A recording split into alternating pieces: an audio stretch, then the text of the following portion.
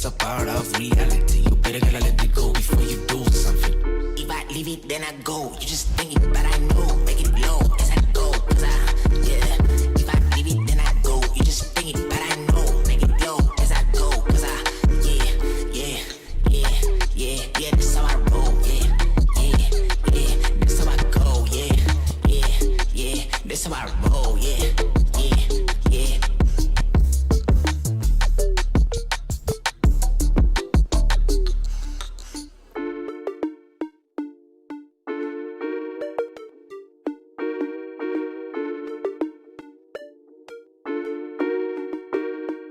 If I leave it, then I go.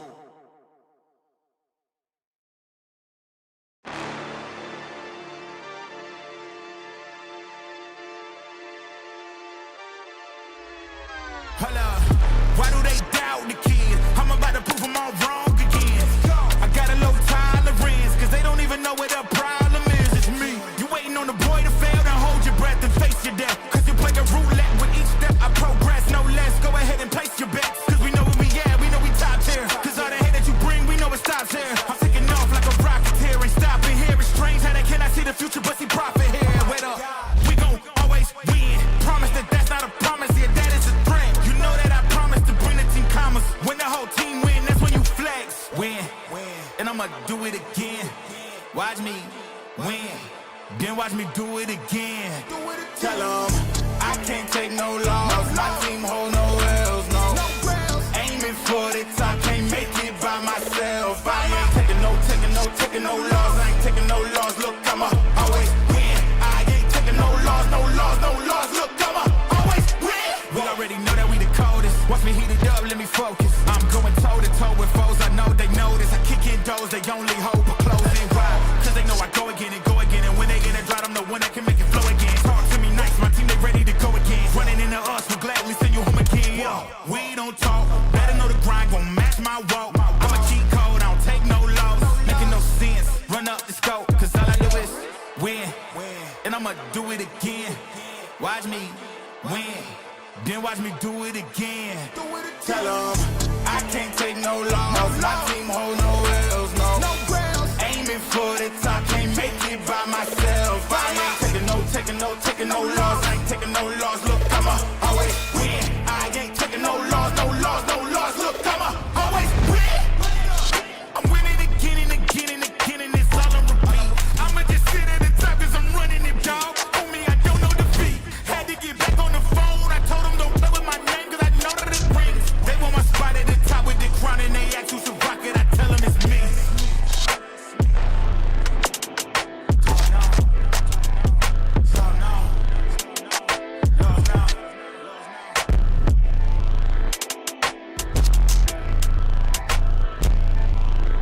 I'ma always win.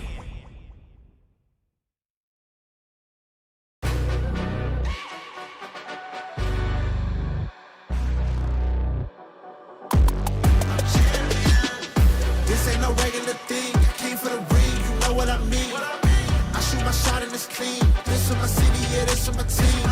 If you talking and talk to me nice, I play with all of my life. You see my name in the lights, better get right, I'm champion. The game is in trouble, I've been in my depth for the piece of the puzzle, I got it for real. Still keep me going, I wake up and hustle, you won't see me buckle, I've been in the field. Man of the town, you been in your fields, I'm adjusting this crown. Call me your majesty, either that or your tragedy, we shutting everything down. I've been hot like somebody put a candle on them. Off top, I don't really stand opponents, this mine, the moment is run out and start a bunch of pandemonium. More game, I got some, the skill is bar one, y'all done, the game in the coffin. Referee screen recipe, so think twice if you next to me, it's West. This ain't no regular thing, I came for the ring, you know what I mean. I shoot my shot and it's clean, this for my city, yeah, this for my team. If you talking and talk to me nice, I play with all of my life. You see my name in the lights, better get right, I'm champion. It's our repetition, I'm stacking these trophies, I'm good with addition. I spit like a pastor, I gave you the vision. Up early morning, enough of the sleep in my life is a dream, but you wishing you lived it. Haters get livid, my pockets Pacific, that's deep if you get it. So therapeutic, I sleep on the critics. Don't feel like competing, I'm hearing these crickets. Whoa, let me switch the flow, a new bounce. Coming to the den with a lion, I'm gon' pounce. Know I've been a king for a while, got a ring and a crown. That's the bling with the blow, what the team is about. Champions, you can tell by the ambience of this sound. Referee scream, rest in peace, and think twice if you never see me, just no doubt. This ain't no regular thing, I came for the ring. You know what I mean?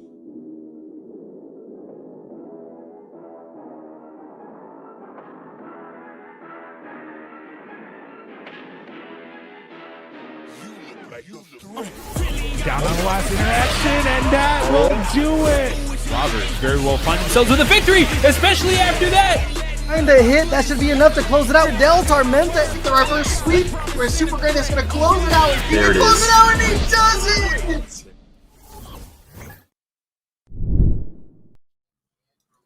Hey guys, welcome back on over here to Breakout Series City of the Wolves. I am the one and only guy for good rhymes and good vibes, Kuomoko, and I'm joined once again here with Tamadoc. Y'all saw us last week. We back here again this week, so let's get into the action in a bit. Before that though, how we doing today, Tama? We're doing pretty good. It's fine. We can be somewhat of the resident regulars here for Breakout on City of the Wolves. It's always a pleasure to be working with you every time I'm working in Breakout. We have lots of laughs. We've even worked outside of this org for a little bit too. So I think we've become like really good friends in a way.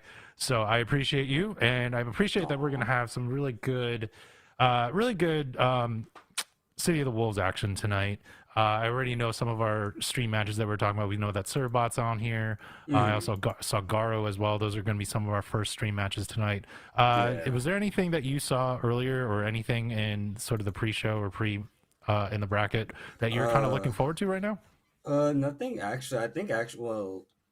I think it might have just been names wise. I see Sirloin having returned again, so I'm a little curious to see what they've been cooking up with because they were attending previously.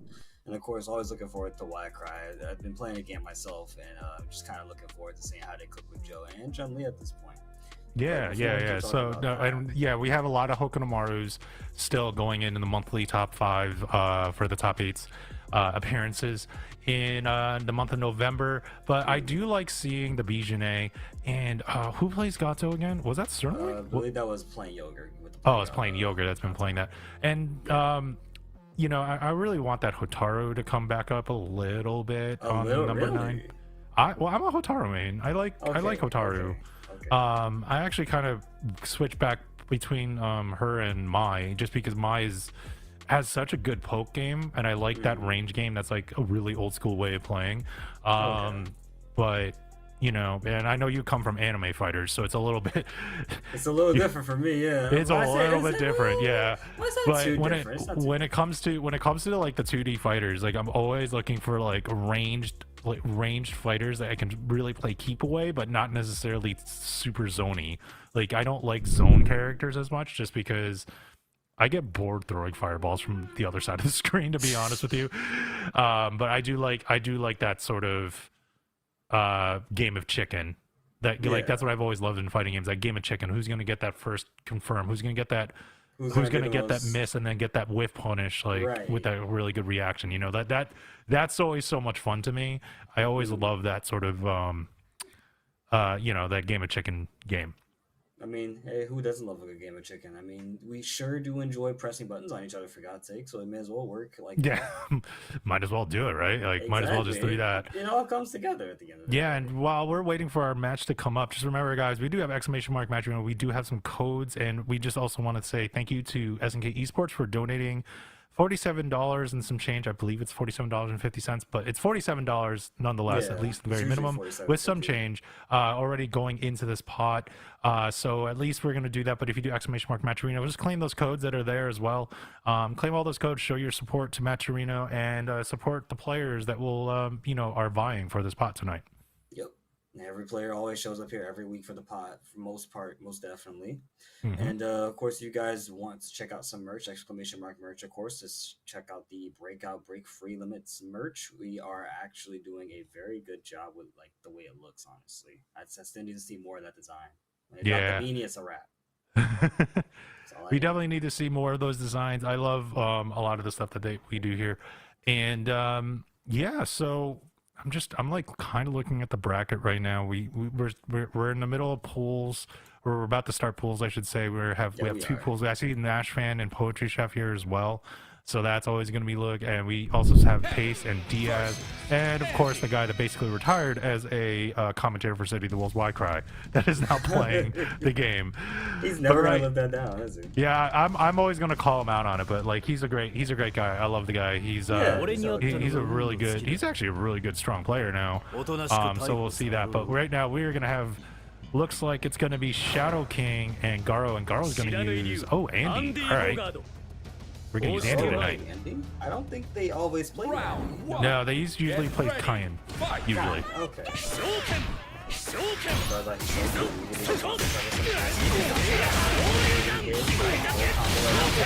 Here.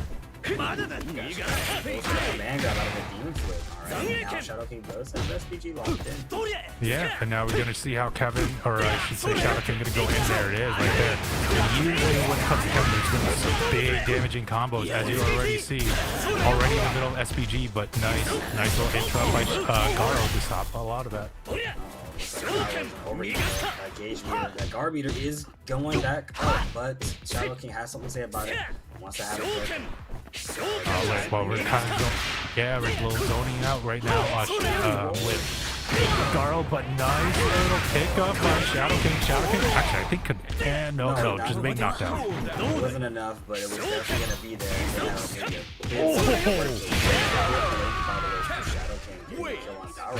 What a backdash too. Saw the like either had a hard read on that teleport, but did a backdash just to avoid to get the big whip off the teleport on Garo, and Shadow King was able to capitalize and close it out.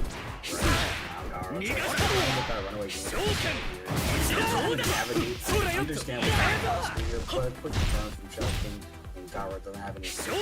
Now we're back to neutral for a sec, but Shadow King closes. Yeah, Shadow King's closing out again. Oh, there's another confirm right there with a close heavy punch. And now we're just gonna keep going. Oh, nice little shimmy back there. Oh, my God, just getting the standing white punch to get the confirm on Shadow King. Garo is just keeping up with that pressure. Nice throw. They sort of kind of alleviate some of that. Ooh, what an interrupt though again by. That's a very big mistake. Yeah, that wanted at all. Was that a heavy punch? That looked like a heavy punch. That was heavy punch, DP. Yeah, that's actually that's wow. I guess not Shadow King, not Garo just threw like the wrong move out because heavy punch is it's usually the lights. Yeah, it's usually the lights you want to go for when it comes to invincibility reversals. So maybe that might have been a misinput there from Garo. Again, that sort of thing tends to happen in these online tournament settings. But again, it's not going to stop Garo from trying to perform well and move forward into the bracket here. The Shadow King performing extremely well with the cross-up there and getting some good damage in on Garo's life bar. Gets the Oki knockdown for the JV follow-up in the air. Oh, this is almost definitely it for sure, but not going to kill them. Not going to kill, but this is why I call Kevin Two-Touch Charlie. Just basically get all that damage out there. Literally, that was only basically 2.5, 3 interactions at most, and already down life. And now we got Shadow King already here on set point. Garo going to projectile again. Shadow King trying to anti-air preemptively, it seems, but gets the hit anyways for a full combo. Now Garo once again with SPG. Again, immediately going to lose it after getting the SPG engaged ready, but closer to the end of our health bars here. Garo looking kind of desperate. Oh, man. And now, Garo is looking a little bit desperate. Gets the... I think that was a command throw. That was command throw. Yeah, that was a command throw for Andy. But gets caught again. And now, even though Shadow King's in overheat... is out of overheat now. This is not going to look good. Ooh, oh! Say that now, but Shadow King is looking good for him. He has SPG, he has the meter gain, and it just blows it right there, and GG's. Yeah, GG's right there. I was going to say, it was like, with Shadow King just getting out of overheat and had was in SPG with no overheat, it was like, oh man, like he could just go all out offense, but it didn't really come to fruition. He actually just waited. He didn't overcommit or anything like that. Just waited for a couple openings on Garo, and Garo just ate a couple lows and a couple confirms, and that was it. Yeah, and plus Shadow King was moving around the stage pretty slowly. Yeah, I would say they honestly understood how Garo was meant to, or not meant to, but how the way Garo is constantly trying to run away from Andy. You saw we did a little bit of roll to try and go underneath the fireball at some point, but oh, I'm sorry, not even but and it did eventually. He did land a hit on Garo to try and get the kill, but it was I mean, hey, what can I say? We're here now. I have no other words. Well, I can't find them. we're here now. That means Shadow here King now. will move Clearly he on for it. But like with Garo kind of going through or not going through, going down to the loser side, it at least still has another chance. And it's just always confusing for me every time I say Garo or Garo. Whatever. I say Garo. That's how it was for me. I only remember it like that. I that's how I remember it. Like, you know, Mark of the Wolf, like Garo, Mark of the Wolves. Like that's how I've called it. Yeah. But that's also the other part that gets me confusing. It's like I'm talking to someone that's like that has that name. It's like I'm like thinking of that game, which was a great game. Which is the sequel to that, which is like this is the game that's supposed to be like, I guess, the sequel or threequel, whatever, like the next episode from the Fatal Fury series. So after about what 20 something years. I mean, hey, at least we finally got the damn second chapter of our game, you know, after so long. I kind of did like EOST though, East episodes of South Town. It's pretty fun. Yeah, no, I'm enjoying the single player stuff. Like, I mean, to be honest with you, this game is really popular. I want to say outside of the U.S., and I'm hoping we get more people to play in these. And we do see it in the offlines and stuff as we have. Is this? Son Tergeta and King Cerbot. It is on Tergeta and Cerbot. Yes. Yeah. Okay, so actually, so Tergata is actually not going to be using the mine tonight. He's going to be using Terry Bogard here. Oh, and just going in with the full zone tactics to wait for the opening with the ground fireballs, and then just going in with the kick. That was a lot that happened. Crack shoot to the ground wave, man. And Tergeta also representing Houston, Texas. Just not finding that out myself too. So this is a Houston native. Shout out to the boy who is already putting the work in on King Cerbot. Has us in the corner here. Cerbot defending for his life, and then immediately kind of hit crack shoot. We should be dead here just to stop the last. Use with meter. Hold on, did we get to that point? Oh, we do. Yes, we do. We get to that meter. You get that level 1. Get that first gear. And there you go. And Sun Tergata, which I'm now you are obligated to go to your final City of the Wolves local that he's gonna be at. Yep, pretty much. You got lots of strong players out here. You got good close to heavy command normal. Burning. Oh, that was a bit of a frame trap right there for Cerbot. Probably didn't recognize it. Yeah. Nice setup right there. A small frame trap, but goes for the super throw there. GG's. Not dead though. Oh, not dead yet. Not dead yet. As we're kind of going in there, but wow. Oh, what a catch by Tergata to close that out, that get that last confirm. I was not expecting that on the weird little cross-up interaction. And then Tergata is able to get that first game and is up 1 game in this set. Yeah, Tergeta doing extremely good. Clearly comfortable, not with only the matchup, but also with Terry. Just chooses to back away this time and just wait for the serve to whiff punish and gets the throw, and then beating out the throw on Jacob for a full combo. Good job for Tergeta. 3. I love that record so much from Terry. Tergata's not giving, and finally Cerbot uses the Revlo to get out of that corner. But it looks like Tergata is just keeping up the pressure. Just oh my gosh. Yo, he put B to A right now. Yo, Tergeta gotta give Serve a breather. Serve looked like he was trying to press a button to get out of there, but you saw like he was getting countered. Yeah, it wasn't worth it. Yeah, it's on Serve to just kind of sit there and hold down back and just try and patiently wait out their turn. It's difficult when you play a grappler like Tazak, especially because some of their buttons are very slow and don't reach as far. Tergeta. And you can see Tergata was just like playing the spacing game, is able to do the neutral jump. Oh my god! What is this optimization? Yo, he's been practicing this, Terry. Oh, all right. But here comes Cerbot going in there with big suplex and the little finisher right there at the end. Goes with the beak again. Oh, the wow. bait. Nice little confirm there with the standing life by Surbot. Surbot's already coming back here, but a wake-up DB by Terragata. And Terragata gets the cross-up, and that should do it and close it out. Wow. That was Terragata, like, will move on fairly convincingly here. Moves on in the winner's side of pools. Yeah, he's going on to fight So Sick Nash fans, sending Surbot to losers. And of course, we have Poetry Chef in our bracket going up against Sirloin. That's a classic matchup for us breakout attendees and commentators over here. So looking forward to that match as well as we take a look back. I gotta admit, for Tergetta's sake, the way they were playing Terry was super duper compact and optimized in a way that I was not even expecting, to happen. Even the combo reset caught me and Surbot off guard, considering they were the ones that got hit with it. Also got to give it out to just the amount of offense that Tergetta was presenting. Like this dude's been grinding. That's how you know someone's really grinding. You can tell he was grinding. He seemed to have sort of a read on what he was going to do. He did the neutral jump every time he did a neutral jump. Surbot seemed to whiff a throw. So and then it just continued on the combo. And then in the beginning of the match, right in round one for the first 20 seconds, we were just sitting there waiting and zoning out, and then all of a sudden he just got that one opening and just kept Surbot in the corner. It was pretty. It was a lot. But we're gonna have Poetry Chef and Sirloin coming up next. Very classic Kim Dong-hwan, Bijanet. Poetry Chef's Bijanet is literally a chef's kiss. No pun intended. He plays it so optimally and kind of knows how to adapt. Knows when to play defense. Knows when to open it up.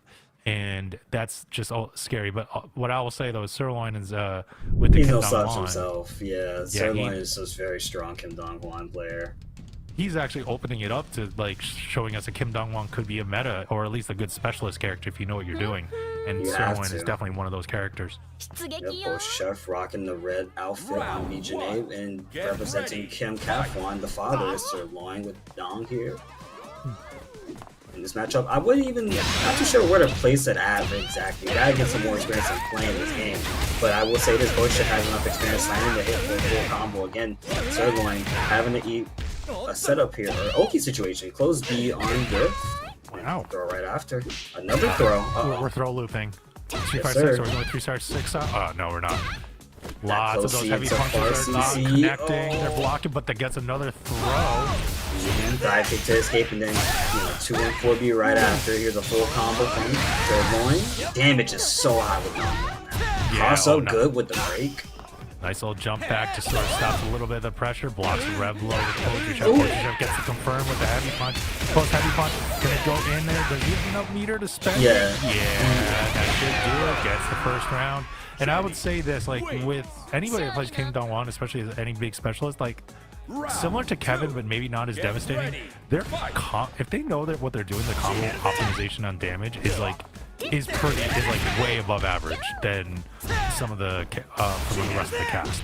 So that's actually one of the things is that you have to just look for those confirmed. What are those confirmed buttons? I'm not really sure. I would probably say it'd be a standing, either a standing heavy punch or maybe a low light kick. Usually those are your standard combo starters, basically the Wolves. But as we're kind of going there, we're about tied up in life. Well, I said we're about tied up in life, but Poetry Chef puts Sirloin in the SPG. Oof, Sirloin getting thrown right now. SPG blocking for the boy, able to get back with a jump back dive kick across his sides. This time, once again, good break cancel right there, actually. But Sirloin getting scouted out for a free hit. Poetry Chef takes the advantage, has the meter to cash out to get the first dub, but doesn't do so. That's going to cost him to let Sirloin live. They don't. Had to have been. It did the taunt instead, so I'm just sitting there inputs in this game are fairly strict when it comes to landing and doing super, so that may have been what it was for Poetry Chef. Could have been. I mean, well, it didn't matter as Poetry Chef was still able to convert and get that first game, so as we're going to go in here more into it. Ooh, nice little confirm on that close heavy punch again by Poetry Chef. Poetry Chef's going for the big bread and butter combo, keeping it in the air. Oh my god. Just gets the hind ender, okay. Just makes us block for a second, dashes up and keeps us in the corner. That's crazy. I haven't heard a good counter hit confirmed for Sirloin here.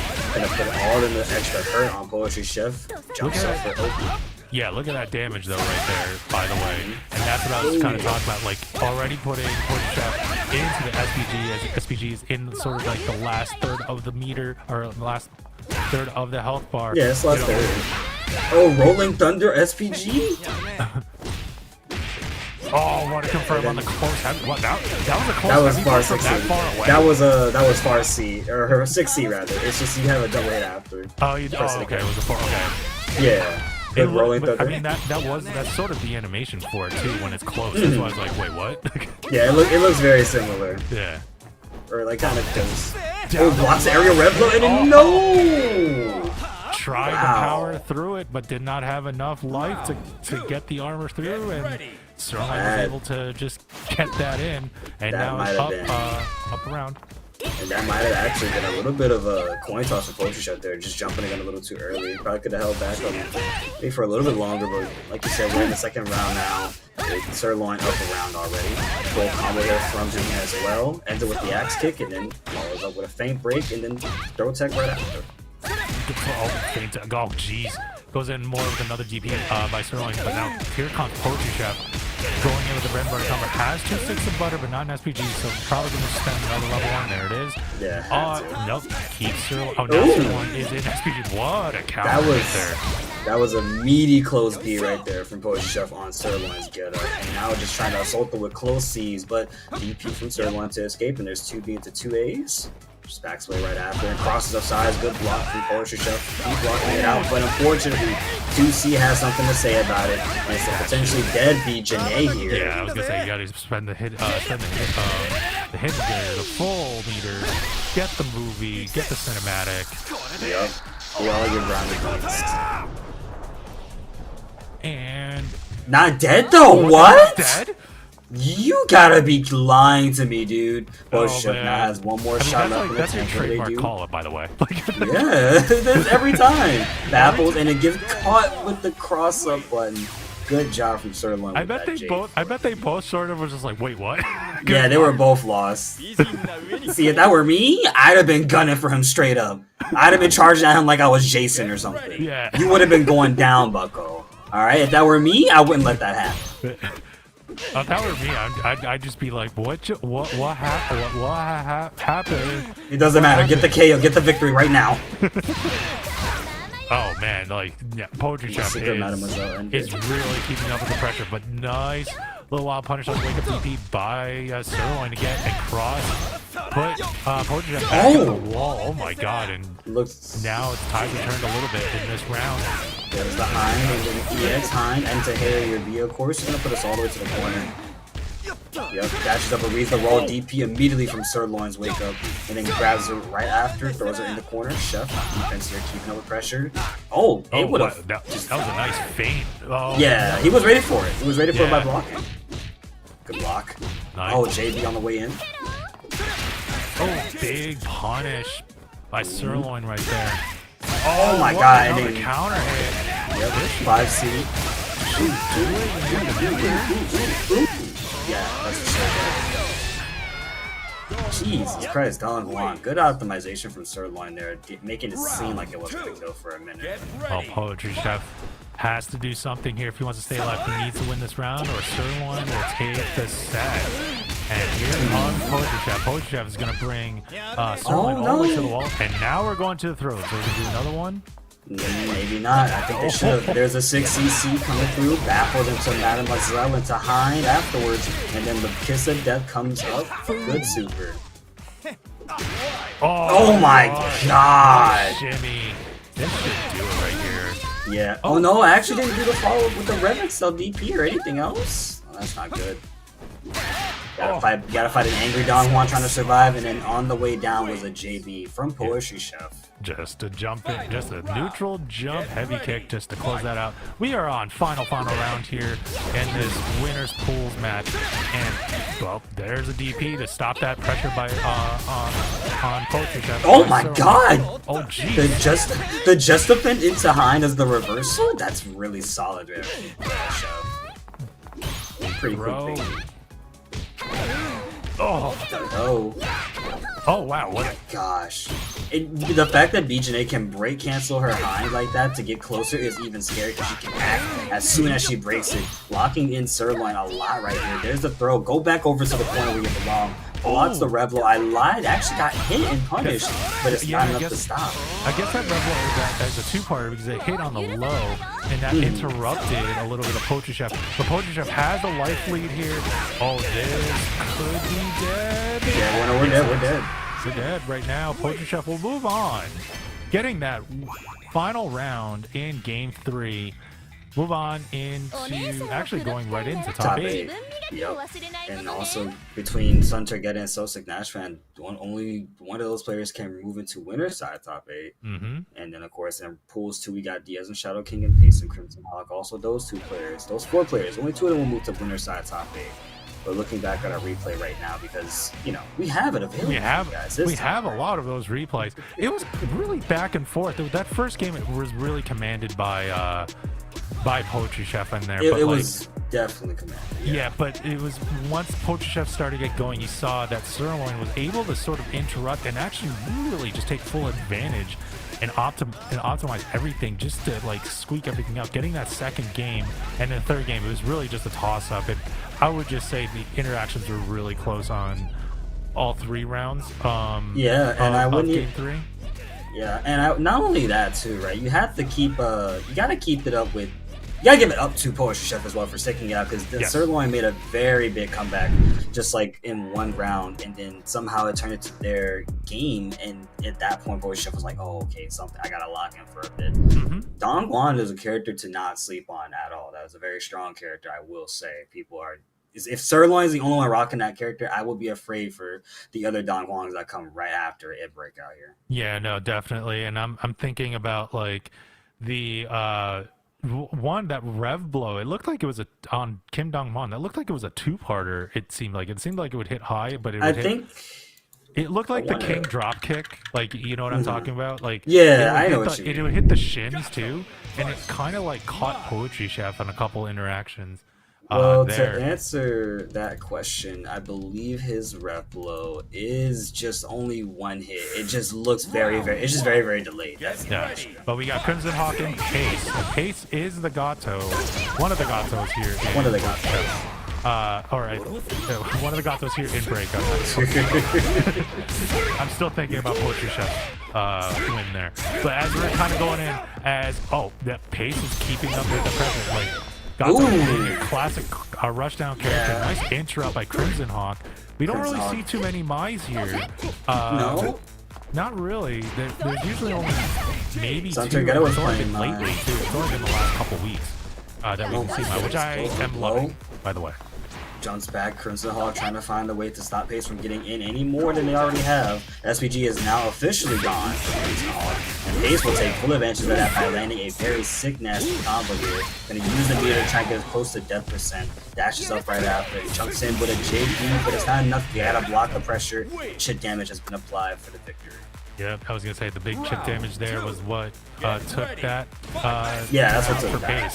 Closing out there, using the rev blow and going and dashing up, trying to keep up with the pressure. Nice little small counter. What a punish though by Crimson Hawk, and now all the pressure is on Pace. Already an overheat. Wow, and a cross up. What a big punish there by Crimson Hawk.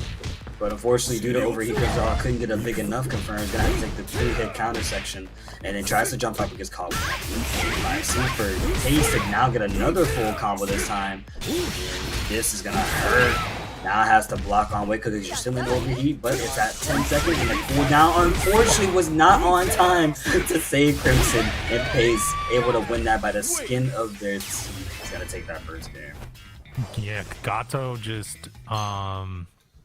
Gato was just pushing it forward right there. Pace was just like using the Gato pressure tools all the way to the wall, and just was just not letting up on the buttons. And even though there are signs that Crimson Hawk can stop some of that pressure, it's just that it probably has to have a little bit, I don't want to say have better meter management, because like meter management in a game like this is like, it is big, but it's Mai though, because it's like you just have to, like, if you're gonna use the meter, you gotta know to use it, because it's devastating when she doesn't have it. Like, she needs it, but she builds it up so fast, too. Right.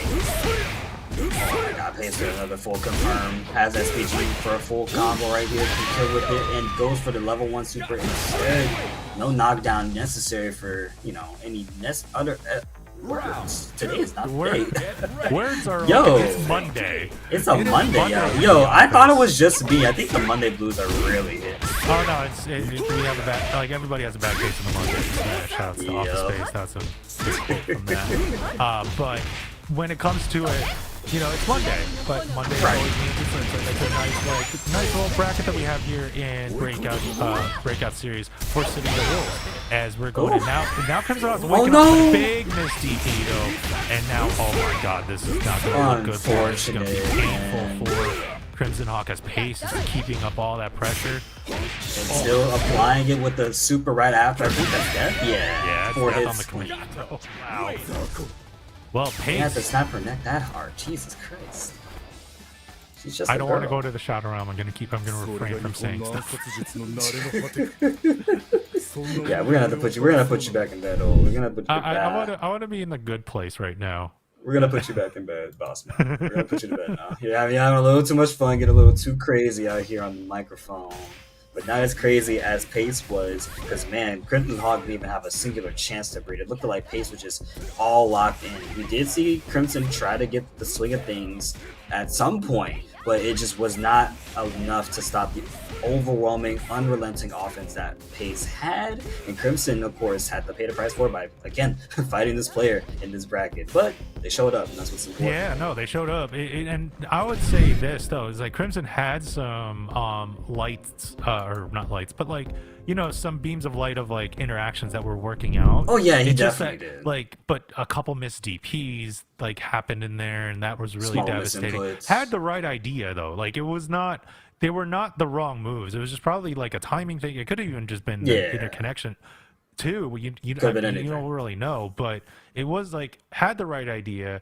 The execution was mostly there, but like one or two big mistakes, especially with a character like Gato and a pilot like Pace. That you're miss DPs with any of these people that are high level, you're already looking at like half of your life gone. Like, because it's such a big punish. It's such a huge punish. You know, if there was one thing that Street Fighter taught me is if you do a DP and that crap gets blocked, you're cooked, buddy. That was early. That's on why in you my don't history. do TPs in neutral unless you're anti-airing. Like, I mean, okay, but hear me out. What if you're playing as Ken Masters and you're landing all of those DPs? Okay, he doesn't count because he's just. What do you mean? That's no, he counts. He counts. No, you can't I mean, troll me this time. I'm just saying the general rule of thumb. All right. Like, yeah. If you're gonna throw it out, you need to know that you're taking a huge risk. So you have to have a good read. Hence why when I do it, this is why I play almost like a turtle. It's like I'm only doing a DP like as an anti-air or like as a combo ender because it's just like there's no way. Oh wow, Shadow King is not wasting any time. Just back fist right into DS. Swinging into this match, just do not care at all. Good job for Shadow King with the upper hand here. Oh, not too sure what Diaz tried to go for right there, but it's not going to stop Shadow King. He gets another big confirm. Well, 6 hits him actually. Not dead yet. SPG locked in, gets the overhead. But lots of feinting, trying to wait it out. And that's kind of what I love about this game a little bit. Missed throw, though, by Shadow King. Diaz is trying to get a confirm. Gets a little confirm with a low light. Low light kick right there. And a low light punch, too, again to get a confirm. But nope. Shadow King's able to close that out. It's a little dang. You know, it's because we haven't seen Kevin Nash in so long. So Diaz, I mean, I feel like that's the craziest I've seen them shaken up a little bit at that point like that. They usually know how to get out of these situations, but against someone like Kevin, probably hadn't come with the ESG yet. But now we're taking the offense, the best defense approach, gonna run up and make sure Shadow King was blocking, not blocking.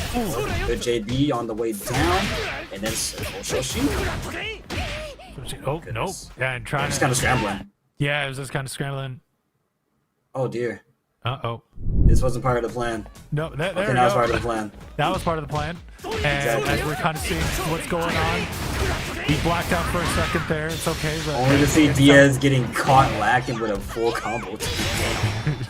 Fade the black in the anytime combo. anyone gets hit by Kevin Young, we would all get blacked out anyway. So I guess that we felt that pain. But you know we're dead what? here. We get out of that by spending both bars of butter to go into the hit gear. This should be dead. Oh no, she's not dead. Oh my Yo, God. we've been guessing wrong all day. No, we can't What stop is like going this. on? It is 285B right after. Yo, today Monday has been a very odd day, chat. Tama, you too, you understand how it feels. No, man. I We have been understand going how through it it, feels. guys. You know what? It's the week before Thanksgiving. Like Yeah. everyone's like, it's been a long year. On edge. And everyone's like, you know what? Everyone wants that turkey. Everybody wants that. It's like, well, I'm more of a stuffing guy. I want Sausage the turkey stuffing, necks. Please give that some stuffing. That I want would the be full so combo good right now. there. But you know, it's okay. And this is kind of why we love being here on Breakout. Oh my god!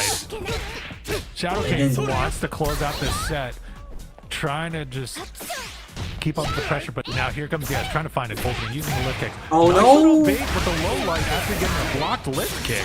And that was actually a really nice setup by Diaz. And now Diaz is going to go in there. Oh, with wow. a throw.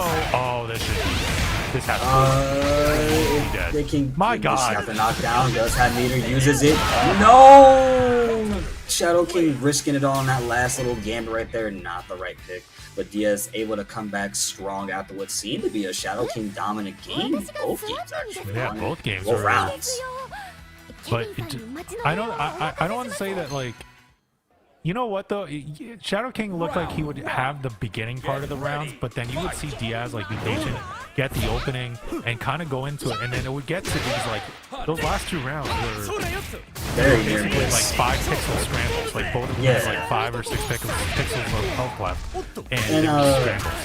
Yeah, and I'm noticing that Shadow King does enjoy that scramble too. Any hit that they land, they make it hurt into big damage, convert it into big damage. But that's not stopping Diaz, someone that's crafty and slippery as them, especially with Haru. It's got Diaz, got Shadow King into the front now, and immediately anti-air was looking like maybe a 2D of some sorts, but Diaz gonna have to pay the price for it, almost an SPG, and here we are, meaty overhead, and that's gonna be it. Ooh! Okay, we say it's gonna be it, but I'm like not even sure anymore because it's 99.9%. Nah, if he dropped that, I was gonna be mad. All right. But notice though, both of them seem to be calm because they know they have both of them have SPG at the last third of their health bar. So really like a nice comeback mechanic for them, just in case they get low in damage, and especially against the Kevin Ryan, or even if you are Kevin Ryan, like. You want that comeback mechanic because you know you have that big damage output anyway. Another good JB well placed from Shadow King. Rolls in, gets the counter hit, light confirmed for some good juicy damage as Kevin has a bar meter built up as well. The meteor con is looking great. Are we gonna use it? Yes, sir. And kill. Jesus, 1-1. Shadow King after what, a rocky start, able to get back and find the fine line. Yeah, basically took those next 2 rounds fairly convincingly. We'll see how Diaz reacts. I think Diaz will try to find something there. Kind of see some things going there. Okay, well we just do a fireball round start. As he gets caught on the short hop on Shadow King. Nice command was right there from Shadow King 5B. Okay, just backs away, just watches Diaz at the moment, jumps in, and feigning out a DP just to see if there might have been an attempt at a button. There it is this time though. Quick light confirmed, has us in the corner. Shadow King fighting back with a counter hit 5A, but it's not enough to stop Diaz. Still keeps us trapped in this corner. Well, I was gonna say it was like going into that combo, going with the lift is one. Jeez, launched right there, and that was really good. Going in, spending the meter, this should not be dead. Just going into one more little interaction, goes with the big heavy kick, low heavy kick to close it out. Good low heavy punch right there from Diaz. Strong TC, very immediate. Yeah, it was heavy. I couldn't tell by the anime. I was like, You'll notice you'll know when it's the heavy kick. I think it's more of a bag. Yeah, it was just like it's because like she turns her back, so I think she's gonna do it. It looks very similar. Yeah.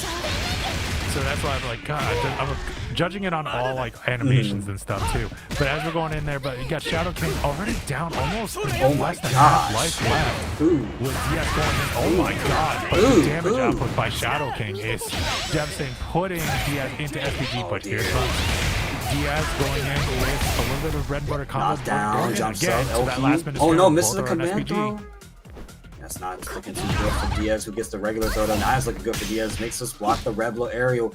And Shadow King kind of fighting back with some quick lights. Gets the fire to confirm. Goes into the super. Gets the hit. And are we dead? Yes. Yes, we are.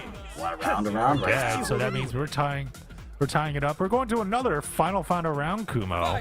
Oh my god. Already in the first, 2 seconds out of the night now? Yeah. Oh, That's gonna hurt. right there. Oh my god, the canceling was so sexy. I love to see it. Shadow King Ed's unfortunately in the corner though, despite all the full swag combos you can do. It's not gonna help you get out this corner unless you know what to do. Centimeter invincible, yes, has to rack up the damage. Shadow King plus SPG, ED2C able to be blocked on time, but counter hit projectile follows up right after, and it rolls around. What a cross up there by Shadow King. Now Shadow King in a really big advantage here, putting Diaz in the corner. Little light confirms. Oh, gets thrown during the rev blow. But yeah, what a confirm by Diaz. And Diaz can get this holding with the command throw, has some meter to cash out, just has to spend the red line, and does so. Ladies and gents, we're going to the victory line here with this one.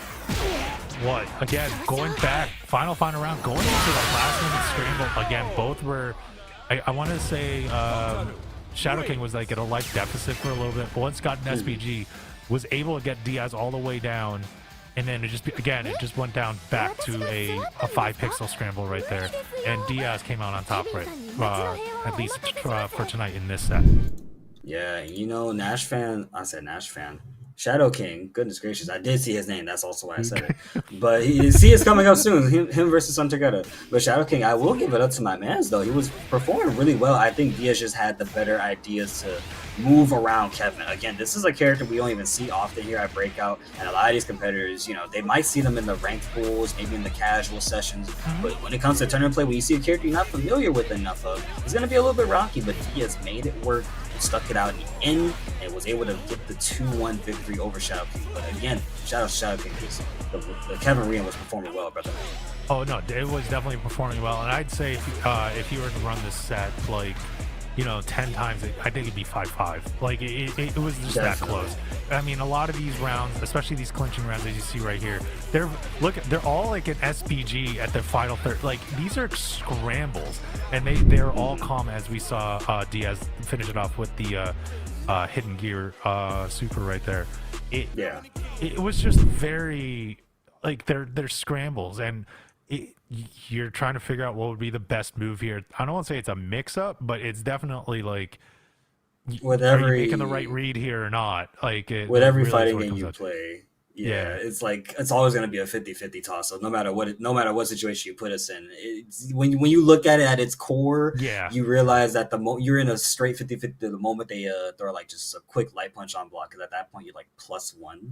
You just gotta guess, hey, are you gonna throw me, or are you gonna walk back and make me bait out a crazy DP option or something like that? Yeah, you know? I mean, we saw that tonight where it was kind of going. Okay, I haven't seen Nashran in a while, but he's this playing is the Chun-Li. first time I'm gonna see him play Chun-Li. Chun-Li is very good to me in this game at the moment. I think she is pretty solid, very good strong buttons. All of them are very good at advancing normals. On top of that, with some pretty strong range to throws. But let's see how this fares up against the queen herself, Mai Shiranui. Are we actually gonna see the full intro here? Yeah, they're gonna let it rock. They have to let it rock. I think they're give letting the fans it what rock. they want. Yeah, they're gonna give it the fan service. Yeah, they knew press start. exactly what were to they press knew start. exactly what they were doing. They knew. Yo, they knew exactly what we wanted. Alright, my net has been made. Nash Fan and Together are now my 2 top favorite players for giving me exactly what I need, and the pressure already from Nash Fan complimenting that intro beautifully well. But can Together match the pace that Nash Fan just presented, which I think nice pretty well. long range pokes by Tergata too to get a little bit poke damage in, but it's really just kind of neutral. No, double fans though, gets counter hit, but nice wake up DP or entry kicks, I should say. That's already desperate situation for Tergeta here in the corner now. DPing the overhead option that Nashman presented. Good quick confirm here from Tergeta as well. Nashman on the ropes. Good just defend in the air. Nice just defend coming in on the hop. That was really good right there. Ooh, a Hancho kick. Hazanchu. Sasamchi, like that kick came from downtown there. Yes, sir. It's quick, and it's come from above, too, so it's like on top of your dome. Spinning bird kick into the super. Yeah. We get the third. I love how we get the third strike ending right there. It's cool. It's so cool I because love getting the third strike KO. you can get the sounds and everything if you set the sound to Street Fighter Third Strike. It's so cool. It's so cool. Every time I'm at the local, I'll always hear it go off, and I'm like, "What the who's playing Third Strike?" And it's just Fatal Fury. No, it's Fatal Fury. It's like every time, dude. Nice feint there, by the way, with the 1,000 leg kick. Projectile and okay, DP's right. Yeah, good. Terragata was good read, getting the wake up DP to get up the pressure. Gonna try to use the pokes. Give the turn back though to Nash fan in there. Little feint on the DP. Didn't really work out though. Okay, right there. Tergetta throws out the fans, closes the gap with 5As right there to meet Tergetta as well. Has it in the corner, whips the throw after the jump back, but unfortunately didn't need to see the light of day. And then the super right after. This is definitely risky for Tergetta right now. Nice little change of direction right there by Tergata. Tergata still has a chance. We have 24 seconds left on the clock. Now we're going to do the fireball game a little bit and try to do the dive bomb. But didn't really work out. Blow right there as well. Jumping. Oh my god! And then gets a confirm. Oh, we have to be done for right here, right? Just go for the red line. Yeah, just go for it. Just spend the meter right now. And he'll get it right back immediately too. They just keep playing the same way that they have always had. Super duper good round from Tergetta as well, keeping over Nashman's face. So now we are one round up a piece for both of these boys here who are showcasing some very strong Queen of Fighters gameplay. I was gonna say like old school King of Fighters, like King of Fighters 13. Yeah, this feels like KOF like 98, just a crossover. Or even 98. Yeah, I think they still 2002. But like, yeah, I like those animations though. It's just like it gives me so many good memories, especially when these two characters are playing. I love these little Easter eggs that SNK does give us. Nice little low light confirmer to get out of the corner, but tender kicks to stop up with that pressure. Big heavy punch confirmed by Celtic Nashman, but Nashman gets interrupted and now is going into a big bread and butter combo. Okay, Tergata decides to jump away from the corner. I can understand why they'll probably want to bait out a DP off from Nashman and just control the space, but there goes the level 2 suit or level 1 coming through and actually lets the follow-up rock. Where he can do it, this Inamai, and then punch with a 5A. Quick choice. Quick choice right there, and Nashman, I believe, is on set. Oh no, that was the game first. No, yeah, that was first game. That was first game. Yeah, that was the first game. So it's just 1-0 right now. Yep. Tergetta does have to make a 2-round comeback. So we're on track. Good. See, I'm losing track because like it is Monday. Lots of tracks to lose, especially out there in NYC where you take the wrong train and suddenly you gotta go like 50,000 miles back to where you came from. No, just train. Try doing it with tolls. Like oh god, that's even worse. That's even worse. You're like, oh, I'm driving into the congestion zone. Not what I wanted to do, but I still have to pay $10. Damn it! Like, that's unfortunate. I got $10 like written off of my Easy Pass, and you know who's ripping off the Easy Pass off of mine right now is Nash Fan. Not the Easy Pass. Easy beats. Hey, oh my god, it spends the meter too. Are we dead? No, we're not. We are not dead yet. You need to trademark that, by the way. No, I cannot trademark that. No, I cannot. That's a common thing for everybody. It could be your call. That'll be your let's make some noise call right there. Nah, man, I'm good. Nice DP from Nashville as well. Immediately responding back against the sheer New England line. Round 2. Get ready. Now we're Alright, as we go in here, set point for Nash fans. Tergata has been making it tough for Nash fans. Oh yeah, no, for sure. So we have a good healthy round here. Just get and then string these rounds together, and maybe can get this set or make it more tougher. Ooh, nice long range. Heavy kick confirmed there by Tergata. That's what I was talking about with the range. Like, just that big poke range of Mai is just devastating. Nice pressure though to put Nashman in overheat by Tergata. Nashman right now just kind of fighting back against the overheat. Gets to confirm on throw, but texts it immediately. Chasing out, Tergata getting the wild punish confirmed. Could do a lot of work right here. Lots of hurt. And Nash fans setting up for failure here. Almost actually is out of overheat this time and will survive to see him as late. He does have 2 bars of meter and SPG. How do we use it? Because they're getting closer and closer. And Targeta is swinging. Doesn't want Nash fan to win. Fighting back hard right now. Well, some of these light like connections are just like coming in these weird interrupting times. You saw a couple anti-airs on the standing light punch. You saw and look at Nash fan. He's so scared. Like just doesn't know how to approach sure right what now. to do right now. Getting the just defend. 8 seconds left. I'd actually, you know what? I just like wait. Like, just wait it out and then get caught. You have so much life right there. And that's how Targeta is able to close that out. And see, just working out some of the interactions there and just being patient. We're now on set point for Nashman, but survival point, and more importantly for Targeta. Yeah, Targeta is doing pretty excellent so far. I'd say shout out to the Houston representation. Nash fan breaking the throw right after. Doesn't want to get touched down by H-Town. You know, shout out to the Texans. Nice 2 MK, of course, from Nash fan, but it wasn't enough to get anything worthy. So now Targeta still living free for the most part. Throws up the fans, closing the gap a little. Actually keeping that space. Never mind, not closing anything. Kind of keeping up the space. Air throw though by Nash fan. Ooh, wow, that was a really fortunate interaction, air to air, that worked out for Targeta a little bit. Fireball connects for oh my Targeta. gosh. Targeta gets another light confirm. He is meeting this man at every which way possible. He has the game plan ahead of Nash. Not afraid of this man at all. Okay. Okay, 2MK into the full BNB with the meter being used. Probably gonna break good for the OT, right? Yep. Yep. Jumps up. No, actually. Reads the aerial approach. Oh. EX lightning legs in the air.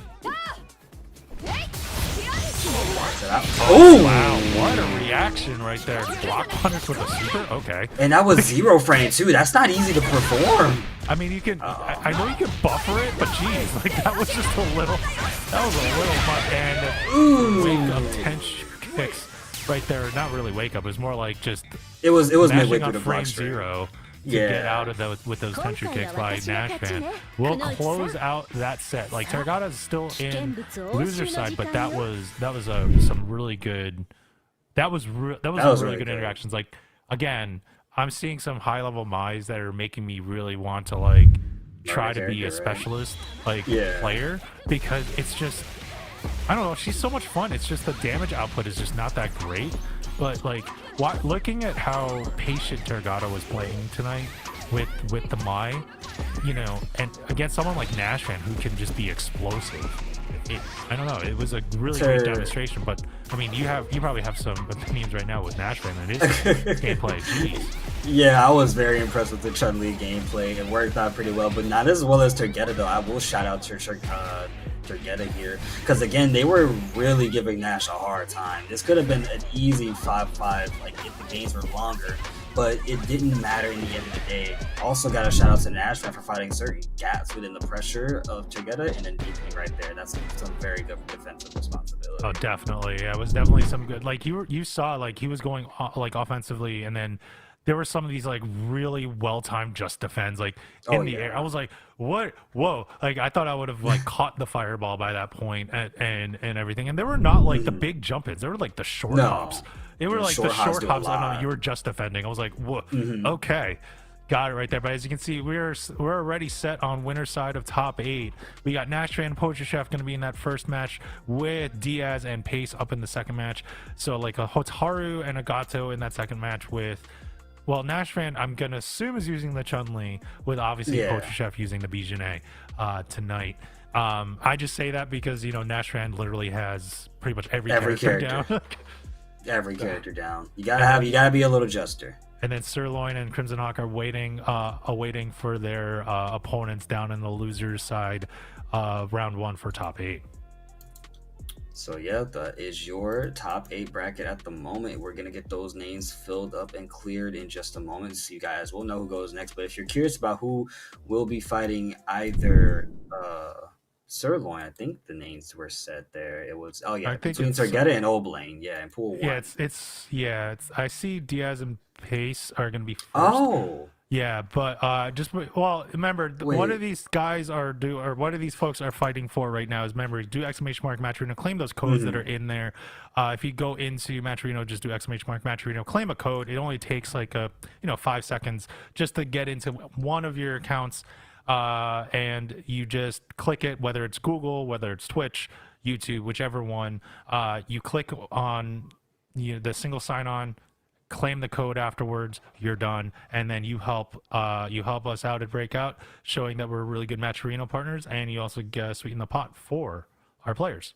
Exactly. I couldn't get it any better myself. Also, I wanted to say Cry getting sent out pretty early by Crimson Hawk and Losers, and is currently fighting Shadow King, looking like it's a 1-0 lead at the moment. Oh, Okay. man.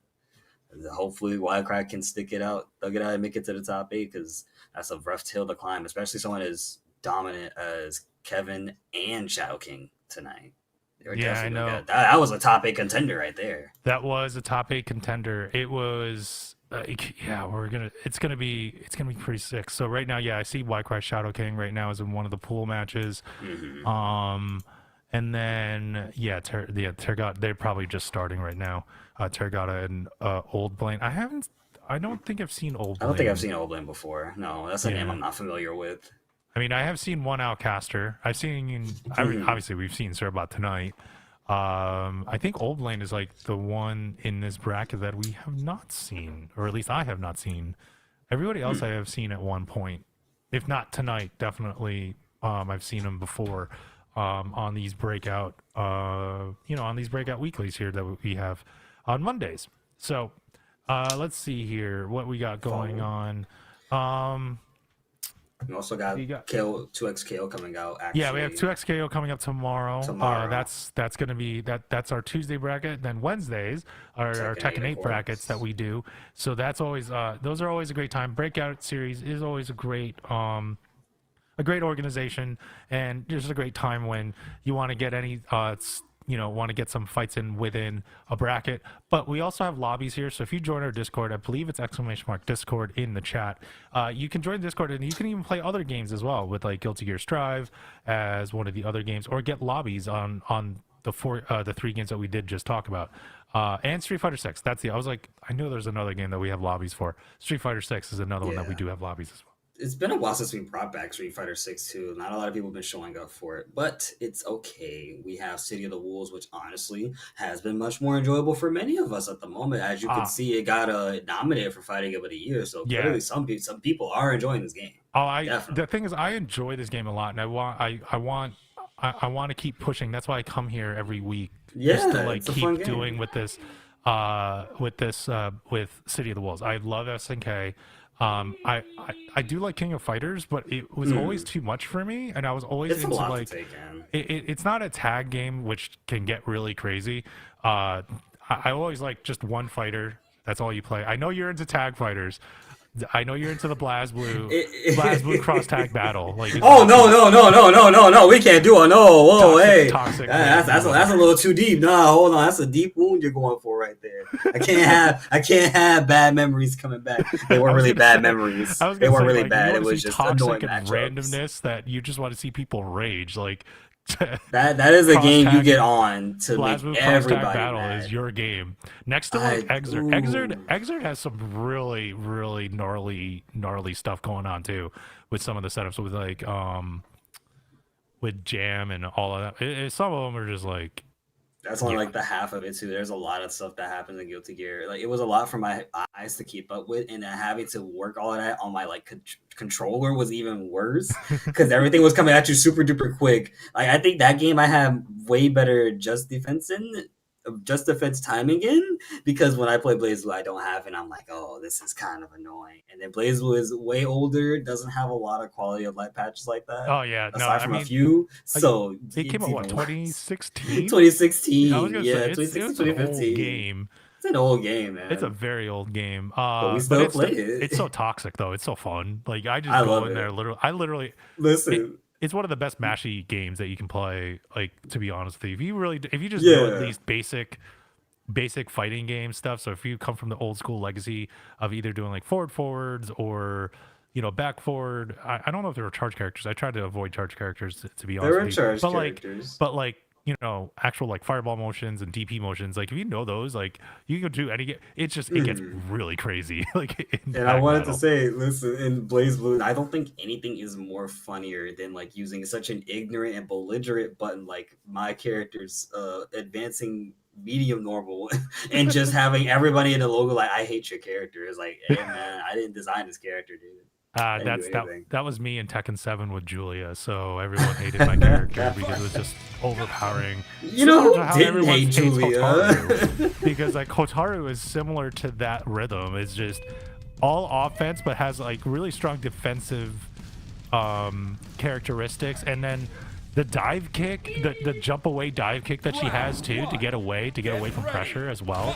It's just a lot of tools, but Pace with the Gato has all those like rushdown I should say, tools to counteract it. We'll see who's gonna win out in this between Diaz and Pace, the winner semifinal here. Okay, good backdash from this row. Good closely confirmed, fully taking the lead right now. It is Diaz over Pace, who's gonna put us into the corner here, sets us up with the rev guard, backs away, and then meets us into the air, jumps up, and just makes us get another full confirm once again to see Diaz taking out Pace first round already. Strong. Yeah, really strong right there. And now we'll see if Diaz can keep up with the pressure or see how Pace responds. He got a little bit of a download, got a little good interaction there. Round start with a little bit of a backdash and keeps going with the pressure. Oh my god. Catch. That was a good break. That was definitely a great break. Big feint there to try to get some pressure tonight. Let's wake up the overhead. Yes, sir. Backdash 5, see, close heavy button, and that is going to be a lot of damage done by Diaz to Pace's health bar. Has 27 on the rev meter right now, crossed up, blocked. And there's the lift kicks, and once again coming out this time to help with a combo. And it throws up projectiles twice in a row. Catches on the way down. Pace in a very sticky situation, known as near death. Oh man, and there it is. Goes in with that ender, and that closes it out. Diaz kind of took care of that first game relatively quickly on Pace. Really quick. I would say that Pace is trying to figure out a pattern. Now let's see if he's able to adapt and change up his game plan here and try to keep this score up. Oh my god, the hyper defense immediately with a combo. Yo, everyone's playing out of their minds right now on the Monday Blues night. It's insane. And then a whip like that. That's a big whip. This is going to be really damaging for Pace. Diaz is just trying to capitalize right now. Running up, trying to get a good setup on Oki. See what they do on neutral here. Just backs away, just throws up projectiles, kind of because Pace knows that he cannot approach because there's no projectile with Gatos except for one in the air. But it's not the best one. However, we won't be able to see it anymore or at all. Diaz, again, same situation, taking him out first round. And we're now sitting on survival point in winner semi, aka top 8. Yeah. Well, let's see how it goes. Diaz is going to try to close this out. Pace is pretty much survival point in this whole game right now because he needs to like win. So we'll say survival point number 1. And hopefully he can get the survival point number 2. And he's making a good case for that right now with all this pressure. Gets a little low light confirmed right there. Yeah. Gets the command throw in. Already putting Diaz in SPG, but let's not count Diaz out. SPG at the last part. This could be damaging. Okay, and then immediately getting a quick 7 confirm right there. Nothing too crazy. It was scale damage, thankfully. Diaz can stay alive now, has SPG. 2 bars of meter being worked on right there right now, as a matter of fact. 30 seconds are coming up on our clock as Pace slowly approaches, looming over the horizon with victory in his eyes and in sight. But it's Diaz who says, no thank you, keep away from me, please, big brother. I'm tired of having to deal with your antics. Oh my god, nice little anti-air there, just closing out. Whoa, goes in with the lift kicks again. We're in SPG, and we have 2, no. Yeah, we did have 2 No, yeah, we had 2 bars. Yeah, we did. We did have 2 bars. Yeah, she built it up as soon as she threw out the projectile too, so that worked out for Diaz. He gets the dub, 2 games up and 2 rounds apiece at the same time. 2-0 lead straight. GG's for Diaz. GG's for Diaz right there. Pace will go down to the losers quarterfinal as we will move on here, and I believe he will face the winner of either Shadow King or Crimson Hawk in the losers round 1. So we'll see. Like, we got Pace is still alive, but just that, oh geez, Diaz was just had all that pressure going. I'm pretty sure Stars is very happy seeing this, as he's also like Hotaru maining as well. In here, oh man, look at these like even in burnout or like overheat, just going in more with the offense right there. The amount of mileage she gets off of anything makes her such a dominant character, deadly character, even for the sole fact that one hit can lead into such a snowball situation. Quick confirms, quick starting buttons. Goodness gracious. And also just overwhelming like mental stack of this character is still alive and still getting in front of my face on top of like a hyper defense DP that we saw from DS2. Yeah, no, like again, nothing on like Pace. Like Pace is a great player. It was just it was just met the best of the best. Yeah, he just met the best of the best. It was just Diaz's set tonight for tonight, but you could get your run back later on. We'll see as Diaz is into winners final, and we'll see who's going to punch their ticket into the other side of winners final here. It's the battle of the other waifus. Yes, you're not wrong. I mean, they are waifus. We do love to say that word a lot. It's yes, true. We do love saying that word a lot. But as we're going in, ooh. Immediately fighting back. Light confirmed there by Nashman. Nashman's really just keeping it up with the lights, just keeping up with the pressure. But now here comes Pochichev. Ooh, almost. Oh my goodness! There, but it was missed. But nice throw there by Nashman. And now is just again pressing buttons, pushing ever so slowly. Pochichev into the corner. Goodness. Yeah, Pochichev is now at the corner as soon as you mentioned it too. But able to fight back behind, being able to avoid that. Nice 5A press right there from Nashman. Quick like button 5 over. And then crossing up under with a full confirm, has to spin the meter to make sure he gets some extra damage on top of that. Dashes up and then makes his block. 3 heavy punch and then 10 show kicks right after to stop his aerial get out. And it reads the wake up. There was no really big interactions except for that like one ending combo, or not ending, but like 2/3 of the way Nashman. But that was pretty much just a poke block battle. It was definitely that. You know why? Because Nashman doesn't want to let BJNA escape at all. And I know BJ doesn't want to let Chun-Li have any frames given to her. Look at that 5 right there. Quick 5, 6 frame button. Just not letting Chef get out this corner. He understands that if BJNA gets started, he's asking for danger. Good confirm right there from Nashman. Once again, racking up the damage counter pretty high. And then an overhead, quick confirm, and this is not dead. Oh, it's not dead yet. Now we're down to the Hulk Pixel, and we'll just eat a Kokoken. Why not? Yeah, just eat a Kokoken. It was a little anticlimactic. I do like this fit though. I kind of like the little pink accents on this version of Chun-Li. It's nice. It's very nice. I like it too. Gives me good I think of bubblegum whenever I see pink and blue together for some reason. So I kind of get that vibe from it, like a little Hubba Bubba wrapper. Yeah, no, I get that. Like a little bubblegum, like kind of like bubblegum type of wrapper. Oh my god, dude, bubblegum, dude, those gums were so sweet. Oh, it was just pure sugar and rubber. Like that's what it was. That's exactly what that was. That was not a good combination. Definitely not a good combination. You're just eating sugar with the vehicle of rubber that you just keep in your mouth, and then it was gone in like 30 seconds. Yes. Which is faster than how this match is going. Exactly. Like, Nashman already has Pochichev at the latter half of their health right there, and immediately putting us into overheat. So SPG can't even be used, which works out of Nashman's advantage, but it's not going to stop Pochichev from getting a good confirm and still being able to get the offense started here.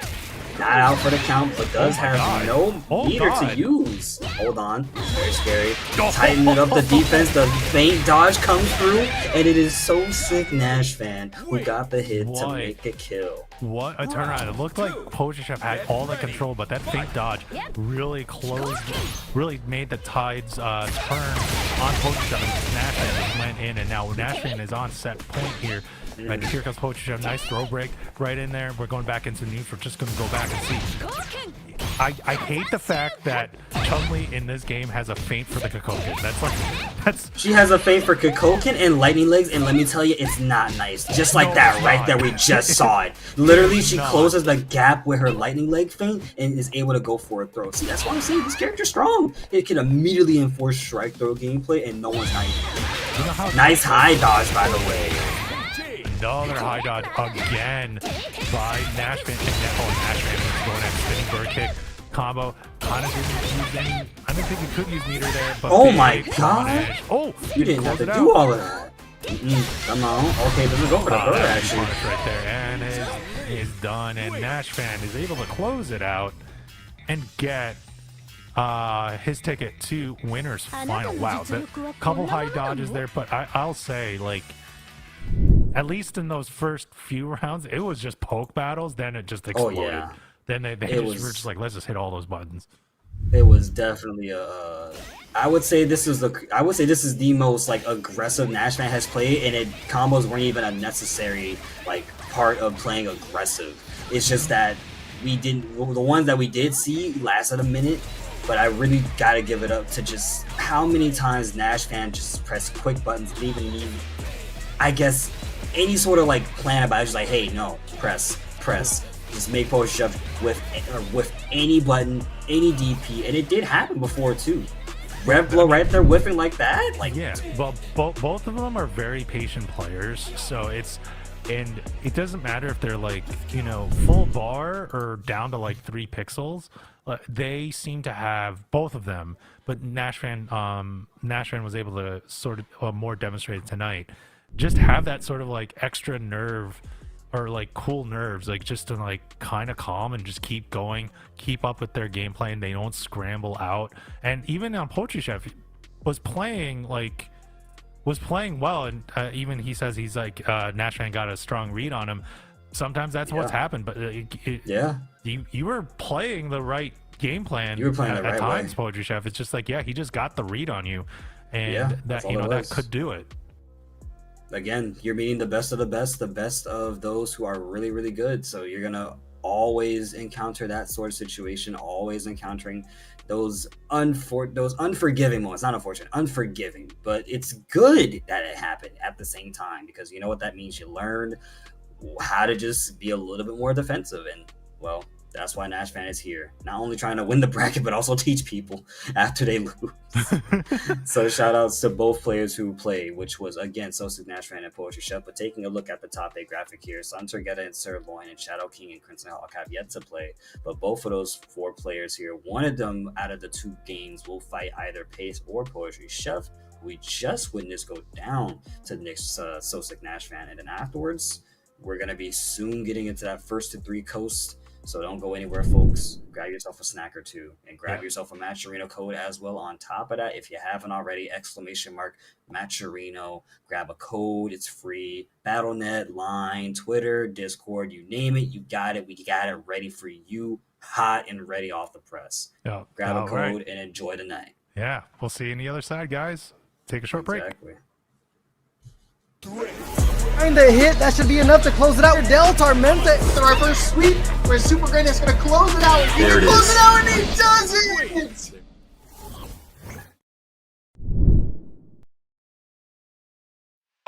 Okay. I'm a trendsetter. I'm a trendsetter. Okay. Let go. Okay, I know I'm here to stay. Counting on my wins, so I can't play it safe. Trying to go against us, get you out the way. Go hard, it's the only way to play. Let me say, I'm a trendsetter. I'm a go-getter. I'm a trendsetter. I'm a go-getter. I'm a trendsetter. Who can do it better? I'm a go-getter. I'm a trendsetter. Hey, look, they keep calling me, cause you ride this beat, look proud of me. Okay, it ain't no problem, see, I can mold this thing like pottery. Better, I'ma bet on myself. And for the top, and I don't need your help. We set the tempo, we run this thing as simple. Let's go. Boy, I'm locked in. Know your place, I'm top 10. And all my haters watching, so you know I keep on clocking. Let's go time. My whole style of go. Mine. Take my place, I hold mine. Run up, then it's go time. It's show time. Whoa. Yeah, they know I'm the one that set the trends, y'all. Tell them tenfold, I'm gonna change the tempo. Okay. Tell them I can't play it safe. Got more wins on the way. Gotta show them how to do it. Man, my team making plays. Okay, your team better play off. Sleeping on me, wake up. Too easy just to lay off. Okay, tell me who you know can do it better. I know, they know, we know I'm a trendsetter. Hey, okay, I know I'm here to stay. Counting on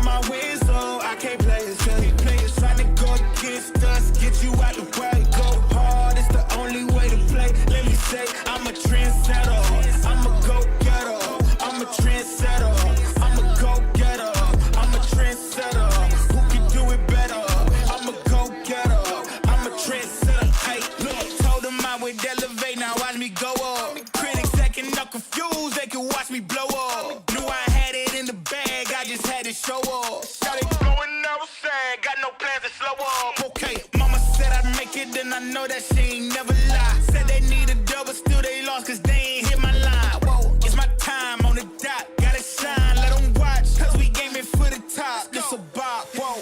Hey, okay, I know I'm here to stay. Here to counting on my wins, so I can't play it safe. Players try to go against us, get you out the way. Go hard, it's the only way to play. Let me say, I'm a trendsetter, I'm a go-getter, I'm a trendsetter, I'm a go-getter, I'm a trendsetter. Who can do it better? I'm a go-getter, I'm a trendsetter. Hey, look. Hit it third. I can't play it safe. Yeah, out the way. Yeah. Down on the last interaction, and that will do it. Robert very well find themselves with a victory, especially after that.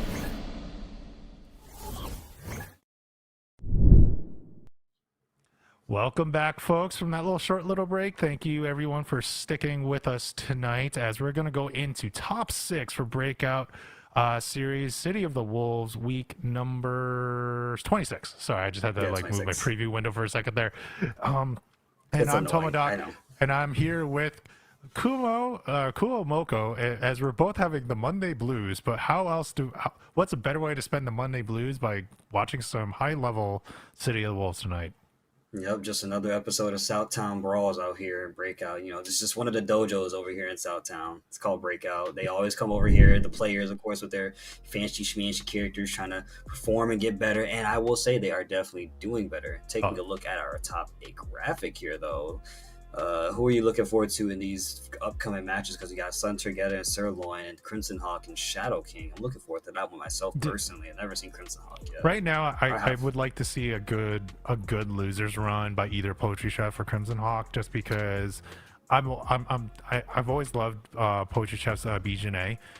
So just hoping that he can get it up there and get maybe a run back with Nash fan, or maybe would have to face Diaz in grand finals. We'll see, but he will have to get his run back with Nash, whether it's in losers final or grand finals, if he's ever to move it on. But then just seeing Crimson Hawk just playing a really good Mai, and Sun Terragata too. So one of those, I just want to see either a Mai or Poetry Chef. How's that? That's who I'm actually looking for. Okay, you just want to see Mai or Poetry Chef. I understand. That's the only character we want to see sometimes. Yeah, sometimes you want to see more. But hey, it puts at least two more ticks on the monthly top 8 counters for Mai. So I mean, that's what I'm liking. I want to see more character variety up in here as well. And we're speaking of variety, when you're trying to go into your local, you need to get some swag, as it's already in there. If you go to ! Merch, go to the Breakout Esports shop and get some great shirts on the No Limits designs with their hoodies, hats. The hoodies, it's hoodie season, guys. Please get some of that stuff. And just support Breakout at your next local by showing off that swag. Yes, sir. Taking a look at it right now. Super duper good looking merch for your pleasure. I mean, hey man, I'll rep that jacket any day. You know how times are hard right now, though, and I understand, guys. I'm just saying, if you have the means, go for it. If you have the means, go and rep Breakout at your next at your very. It next is level. worth it. I swear, it's not like you're going to get made fun of. They're just gonna be jealous that they don't have the swagger like you do when you represent Break Free. Okay, no limits. Don't limit yourself. The Break Free collection out there. But yeah, just please do that. And if you want to also support the players, you can also go to !Matcherino. Make sure you just get those codes, as we were saying earlier. And obviously just join the Discord as well. If you do ! Discord, that will bring you to our Discord, and you can get some matches out there. Just yell at a ping. I don't know. I forgot what the ping was, but you put in the ping. But right now, it looks like we're gonna have just yell Shadow King and Crimson Hawk. So we're gonna at least see 2 Mai's here in the loser side of top 8 round 1, and we're gonna see how this is gonna work, because both of these are long range players. I would say. All right, I feel like Kevin's a little bit more close range than mine. Mine definitely has more longer range tools. Definitely Kevin does have a couple like long range pokes that are just Oh yeah, for sure. like that are just like whoa, that comes from downtown. But yeah, you are correct. Like he does have that big Stevie by Crimson Hawk. This could be dead actually. Yeah, that's definitely dead for sure. Crimson Hawk going out pretty early in that round right there. Gonna have to make sure they don't do DP on block again, but I'm sure they recognize that was a mistake. They'll capitalize by doing better in this round, hopefully. But it seems like Shadow King's not gonna give us a second to let our boy breathe here. No SPG in sight for the hero Crimson Hawk. That's actually one of the reasons why I don't like putting SPG in the beginning of the health bar, just because it's just like you get killed like right away. It's like either the middle you or have the to rely. final third is where I put it personally. That's my strategy. Not that I'm saying that I should tell Crimson Hawk what to do. It's just you're already out of SPG. Ooh, you're still able to close it out though. That was really good by Crimson Hawk. Ties it up in rounds. But that's just sort of like my thing because I'm not an offensive player. Like really. I get that. You know, Crimson Hawk able to stick it out and get that second round there. Pretty good job, even without SPG, but now has a full stack of it to work with. That is until Shadow King can't get a hit, which we hopefully won't be seeing just yet. As soon as I say it, he rolls over and gets the hit. Brother, man, can you not meet my every expectation? Get Wake Up Super. He's going for a throw, too. You saw that animation on Shadow King, and now Shadow King is eating a lot of his damage.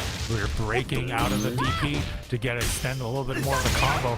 Goes for the dive bomb and gets to confirm on the hop with the light kick, and that does it. Wow, Crimson Hawk kind of came back there after that second round. You know, domination from Shadow King and gets that first game. Gotta give Crimson Hawk some break-free merch, man. This dude's breaking past them limits out here, taking one over Shadow King, who was doing pretty good early in the winner side. Now seems like he's met his match with Crimson Hawk right here, who gets rev blows them out of the air. Good choice right there, actually. And then goes for the break pressure. Actually, just continues the Rev XL pressure. Yeah. And now is an overheat for it. Yeah, I was gonna say, it's like using that Rev XL pressure to keep up with the frames, to not get punched, but now is in overheat and now getting properly punched. But the meter's going down a little bit. Big miss TP though. This should be done. Yes, for sure. And then one hit should do it. Like that one right there. And that is the round for Shadow King. Again, same situation where Crimson Hawk did that DP and somehow the whole game turned into their favor. So let's see if Shadow King can actually close out quicker this time. Will Crimson Hawk stay alive with the beauty of Shiranui's style? Big whiff on the rev blow there, and I thought Shadow King was going to take a little bit more advantage of that, but not going to matter right now as we got Crimson Hawk trying to keep up with the pressure, getting the life lead a little bit here, but nice interrupt by Shadow King to stop getting a little cross roll up right there, and now here comes Shadow King. Ooh, this is really damaging. Oh my god. And then the Wake Up Super once again actually landing this time. Is gonna knock half of SPG away from Shadow King here. But that was not the right choice. Not too sure why the dive kick is there from Crimson Hawk, but there is a punishment, and Shadow King is gonna get that second game. There's 1-1, and maybe gonna make it 2-1 if they keep that up. Keep that up. Well, let's see if Crimson Hawk can sort of needs to adapt here or like change the game plan or something to see if they can close out that round, or if it's going to be Shadow King tonight and lose round one. I think it's going to be a Slavanaka of a match, that's for sure. It's going to put us into the corner right here. Shadow King on defense does have their SPG available like Crimson Hawk. So, wondering who's going to get the first usage of it, because we haven't seen it yet, but there's the Musubi no Mai from above. And just kind of keeping away Shadow King right now with projectiles and long-range buttons. Yeah, this is the gameplay you want, but now with the corner, and this is not where you want to be with Kevin. Shadow King trying to navigate around it. What a cross-up, but really close. I mean, whoa, that connected, that's super. Oh, man. Oh, and then just lets the animation rip afterwards. Oh, my gosh. Just waited on there and just kept on pressing the buttons to keep going and gets that perfect round. Crimson Hawk is on set point here. Let's see if Shadow King can sort of answer back. Gotta find the answer somehow, some way. Where there is a will, there is a way. Musubi no Mai EX hitting from above, cross up, JB blocked on time, but the overhead right after Shadow King was not ready. Had to fight back with 5A right there. Quick confirm, dashed up right after, but the high dodge. I'm sorry, no dodge. No dodge that time, yeah. Well Yeah. done that time by Shadow King to extend, or, start off and initiate that big combo right there. Wake Up TV is missed. This is devastating right now. Bam! Ooh. Oh no, missed it? It's okay, we American reset like that. Kev is American enough to do that. Just a big meaty setup. That's what it was. It was a meaty setup. I mean, Yeah. anyway. But whoa, nice little neutral jump light kick. Just sort of interrupt Crimson Hawk's pressure. Shadow King's now going to go in and try to get a commanding lead here, and does in life already, putting about a third of life on Crimson Hawk. Close heavy after close slide after close heavy, man. You couldn't block all of that, could you? Now breaking on the DP to save himself from getting punished, but it was not enough to stop the Lexus from getting a single hit in. Actually blocking the super this time, gonna let the whole animation rock, but the last hit, he wasn't ready. He was a little too early. Jumped the gun. Just jumped the gun a little bit too early, but we'll see, because like Crimson Hawk has a few pixels left to pedal, and now putting Shadow King into SPG, keeping SPG in the court. Oh, big! Oh boy, that's gonna hurt. Not looking good for not Shadow dead King. at all. We're gonna get Overheat to a nice right little there. last minute scramble here. 28 seconds on our clock right now. Both players are kind of watching the field, navigating carefully. Shadow King feels like he has to make an approach, but Crimson Hawk is telling him no thank you by throwing out those fans. And Shadow King edging slowly closer to the corner to get Crimson Hawk's health down to 0, who is now back out of cooldown from overheat. One more hit will do it for Hawk right here. Musubi no Mai whiff right there. Shadow King still navigating. Shadow King still trying to find a way to stay alive in this moment. Oh my god, throws out 2 more fans, 9 seconds on the clock. Shadow King will just take the lead with a 5-8 quick press, and that is their game 2-1. We were so hard on trying to build that moment for Shadow King and Crimson Hawk in that like last few seconds, and how does it end? Double standing light punch. I think that's just knock on the door real quick. Double jab, like just 2 double jabs. But seriously though, it gets to that point. You don't want to make a mistake. You really are trying to pick your spot. It was right. And Patience is a virtue. There was missed dive kicks. There was missed supers in there. It was crazy in this match. The raid. But like, what were some of the highlights that you think of this match, Kumo? Definitely the last round. Also thinking another very strong highlight was, I guess, anytime there was a DP punish right there from Shadow King on Crimson Hawk, because man, it was just the lead right there was taken by a storm. Yeah. But it was enough to make Crimson Hawk fight back more hard than ever. And despite some Musubi no Mai's landing, but still not being fully converted into, it still was enough to give him the mental offensive stacks that was needed to kill. And I mean, hey, Crimson Hawk stuck it out, but just not enough against the Shadow King himself. No, yeah, I would actually say even Crimson Hawk had those all 3 level 1 supers on Wake Up, and then even the third one technically missed, but then the third hit went, or the third final hit counts. No, it counts. The final hit actually counted at the end. Like, I would have pressed there thinking, oh, it's done, and then it's like, oh, like it was just like I genuinely thought that Shadow King was gonna jump over after the orb came, to become an orb fully realized, because that's what I would have done. I thought he was gonna jump over and just punish, but then they didn't. I was like, oh, that's unfortunate. That was very. I don't think they wanted that. It was unfortunate, but you know what? It's all right, as we're gonna get Terragata and Sirloin. Winner of this, congratulations! If you win this match, you will face Pace. So.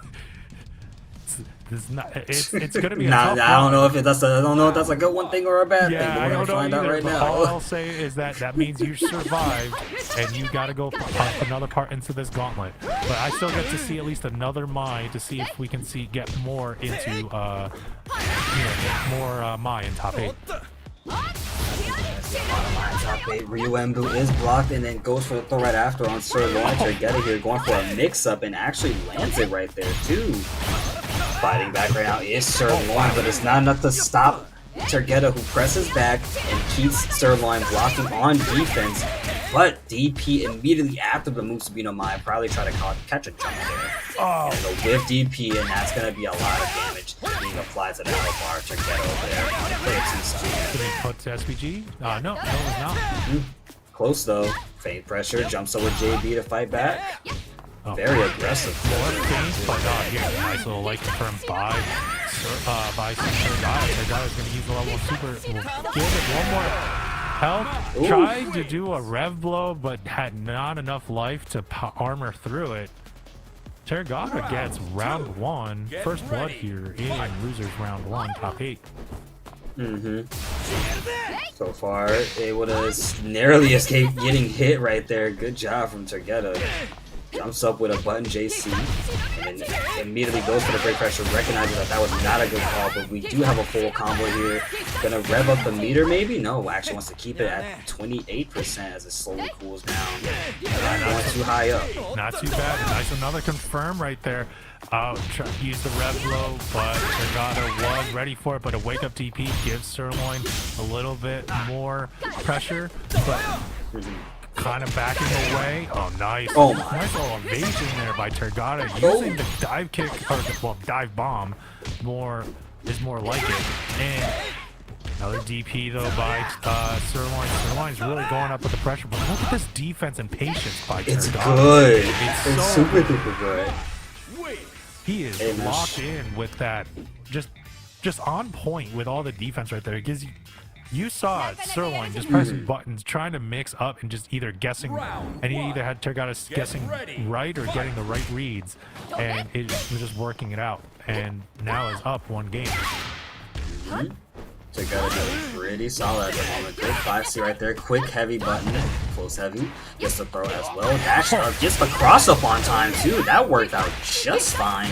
Now we're going to be putting Sirloin at the corner. But unfortunately able to roll away Reed, getting the right choice out. And there's the axe kick from above. And then another axe kick being just defended. JA's right after to meet the aerial approach. Tergata with a beautiful combo here. Could get that meter use. Does so. Ooh. Gets the rev blow, did not work out, was blocked, and Tergata is still trying to get the pressure as we have Sirloin going in. Oh, try to get the axe kick again, but was interrupted by the heavy punch. And now, oh man, more dive. Nervous wrecking. Oh my god. Just the defense on both of these pilots is just amazing, to be honest with you. 2 + 2 is 4, -1 is 3. Quick defense time. I don't know what that means for real. I was just thinking of I was thinking of a song and it just kind of came to my brain. Nice DP right there from Sirloin here, and a DP from Tergata leading the option, but not able to see anything. There's Sirloin with another confirm off of that dangerous 2 button, but the rev meter is at 76. A few more rev excels and we're going to be overheated as hell. Thankfully, Tergata now has the lead, but overheated sight for him, of course. We're gonna see. DP response. Yeah, we'll see. Dive bomb in there is punished, and now here comes Sirloin. Sirloin's gonna bring this down. Oh, jeez. Oh, did break the DP. Oh wow, what a whiff punish! And there, this is devastating. This could spend meter. Oh no, he's not able to spend meter. I feel like they wanted to, but it was better to not go for it. Tergata does have the lead, does still have SPG unlocked, and see now Sirloin in overheat has to play it a little bit more cautiously, but can risk some help to go in. But again, you need a full combo from mine. At this point, you're dead, and the chip meter being applied. Yup, try to get out with a jump back maybe, but the guard crush, no longer imminent as a quick confirm like that. That dive bomb in the end was unfortunate. It misses on the short hop by Sirloin, and then Sirloin was able to take advantage. Yeah, the guard. I was watching that guard meter go down, and it was down to basically a pixel. And if that connected, then that that Tergata would have gotten that round. But now we're into either survival point for Sirloin to extend this match, or a set point for Tergata. I think Tergata is looking to get that second game, but Sirloin here not making it easy with the crafty move and trying to figure out a way to get in and get that hit, but it was Tergata who still gets the first blood again in a more devastating manner. Crosses up with the Musubi Miner, and the JB lands with a hyper defense DP, and Sirloin is back in action once again with another DP. Again, a quick super confirm off of 2 light buttons. Crosses up and lands it this time. Sirloin looking to try and close things out really quickly here. Yeah, but can Tergata fight back? Really quickly here, and now get off a big confirm there by Tergata. Tergata does have 2 bars meter, uses just 1.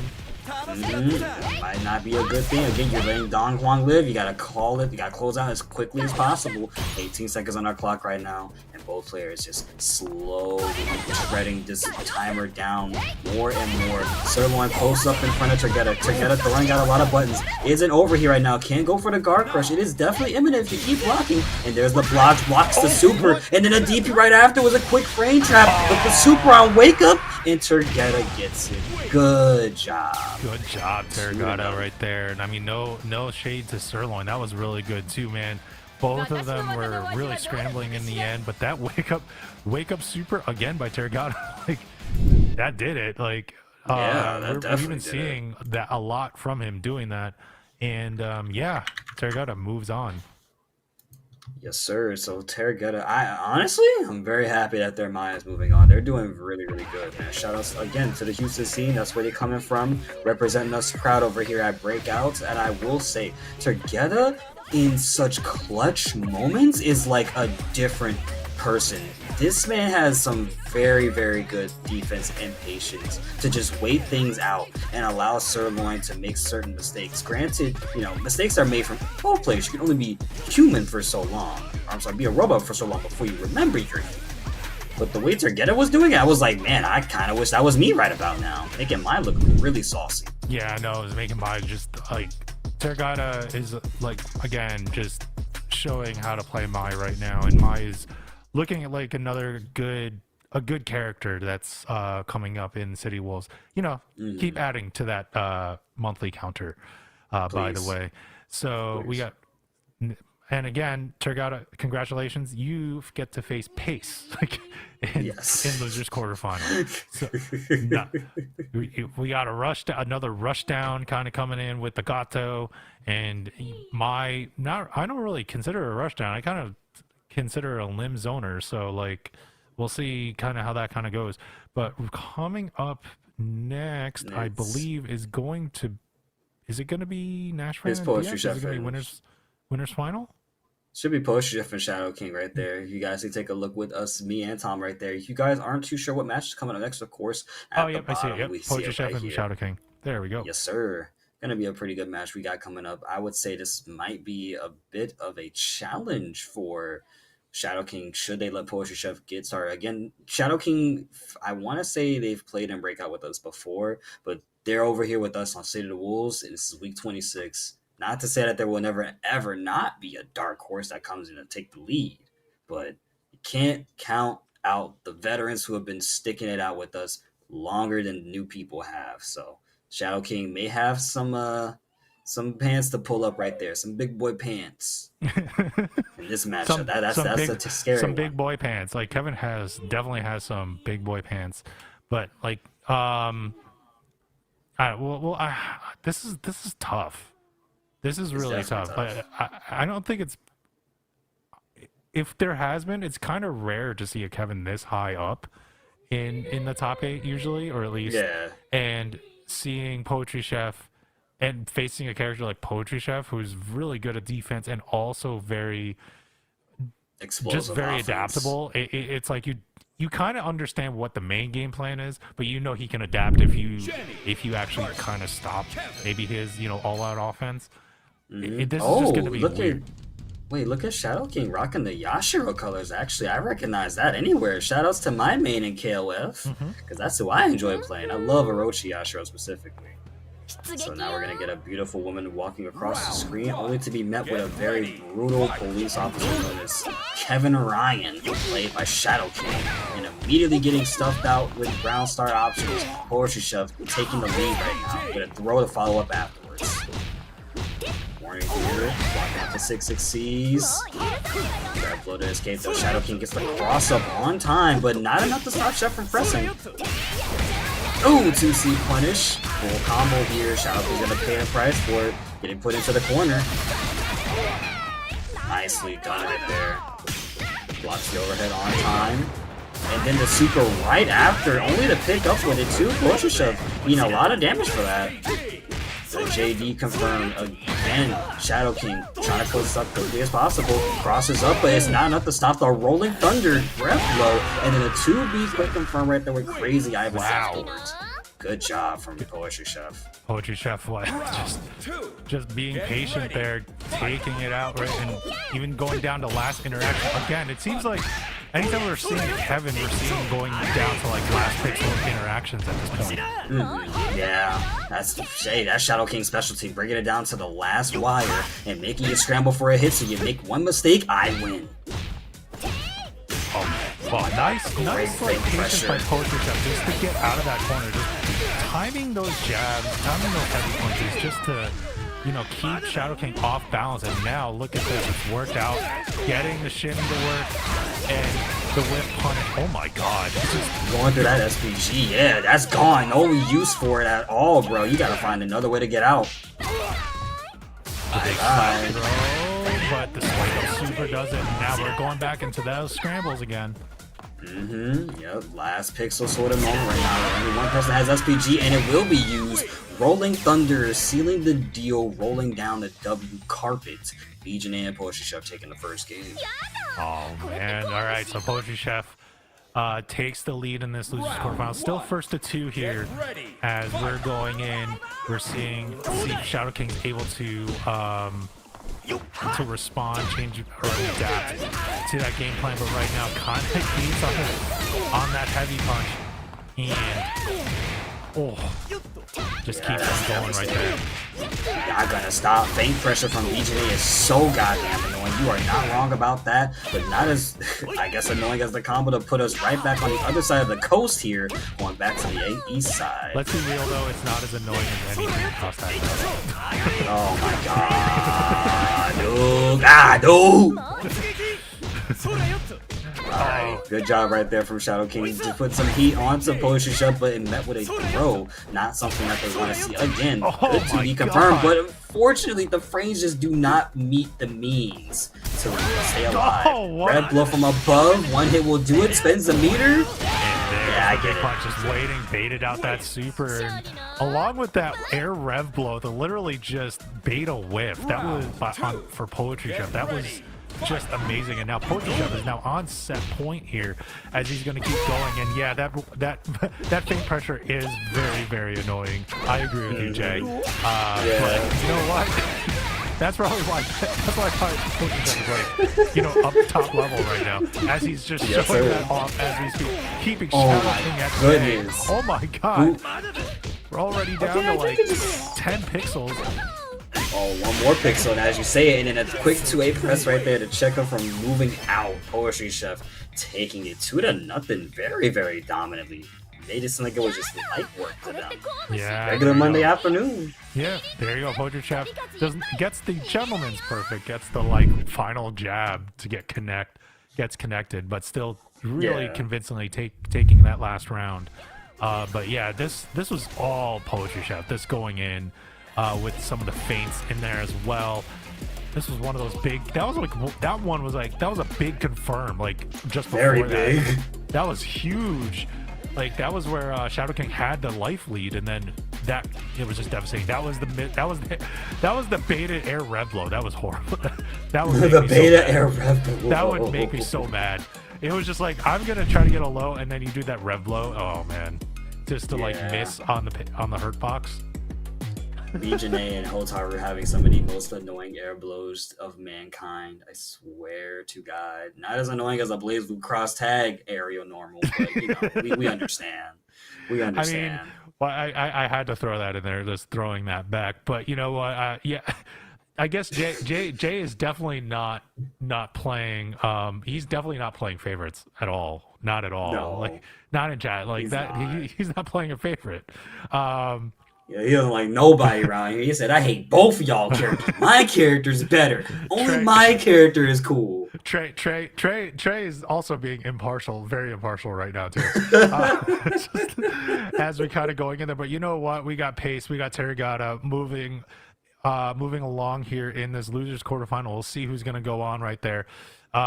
There's one. They're sitting in winners final right now, Jay. There's one. Hokudomaru. I'm sorry. I thought I read that as Hotaru. My bad. I can't read today. It's Monday. It's a very bad case of the Monday. It's a very bad case of the Monday. So yeah, true. I will definitely throw the lull face at that. Where are the Hokunomarus? Kuo? I don't want to see any of them. No, I told them to go home. Those kids have school tomorrow, so they have to go back. That's why, you know, no Hokutomarus allowed. It's 8:45 p.m. You got school to do. You got homework to finish. Shout outs to my boy and good our colleague Non-Factor. But his subtle hate for Hotaru is so hilarious. He's just like, can we just ban this character, please? Like even during like commentary shifts, where it's like, can we just we can't ban this character, please? It's like, no, she's good. It's like she can't have that move, but that's what makes her good. Like, you know, I feel like I would rather see Hotaru more than Hokutomaru anyways, honestly. I would too. I definitely would too. And it's also like more of the design. Like there's something sweet about Hotaru. Hokunomaru is just an annoying pest. Like, and has all of the all these like tools, and it just makes it more annoying, and it makes me rage a little bit, just a little bit harder. Understandably so, my friend. Understandably so. Yeah, I would much rather see Hotaru over Hokutomaru any day. Hokutomaru is like, I would say, not my most favorite character ever. I mean, the character, when I saw him in Mark of the Wolves, he was cool. I like this design. And he comes to City of the Wolves. I'm like, okay, he became like a pesky little okay. And Jay, it's much love to you. We love you though, man. Like, you know, part of BES and everything like that. But we can hate on your character. Okay, we're just gonna hate on your character. It's fine. This is kind of what makes fighting games so much fun. Nah, Jay. All the hate in the world. I hate your character. I hate the way he walks. I hate the way he talks. I hate the way he hits me on counter hit. I hate the way he wild punishes me. His hair, whack. His gear, whack. The way he constantly walks up on me with the shurikens, whack. Anything that just came out of Kumo's mouth is not responsibility or does not take any blame from Breakout. He's from Breakout. Tamadog co-signed all of this, by the way. He doesn't want to believe it.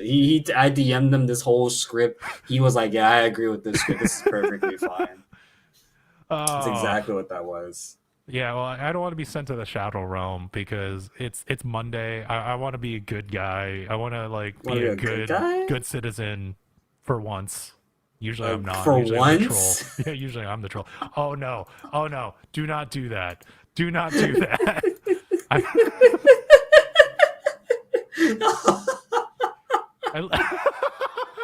Now it's your turn. It makes it funnier because I got my doors in the background. See, this works out for me. Hey, you can just like kind of like go like that, like just like put your hands like arms around them. Literally, it's absolute cinema right here. I did that to Lucy like during oh, there you go. Now you can do it again. See, it's the door was in the back. It works out perfectly fine. We're all happy over here. I did that to Lucy with his gripper pose, like just in the middle of like a match. Just it was like kind of like not really, you know, it was kind of. You know how it is. Sometimes some matches are just kind of not as entertaining. So you want to try to do something, and I'm sometimes in there, and I'm directing, I'm in your ears, just messing with you.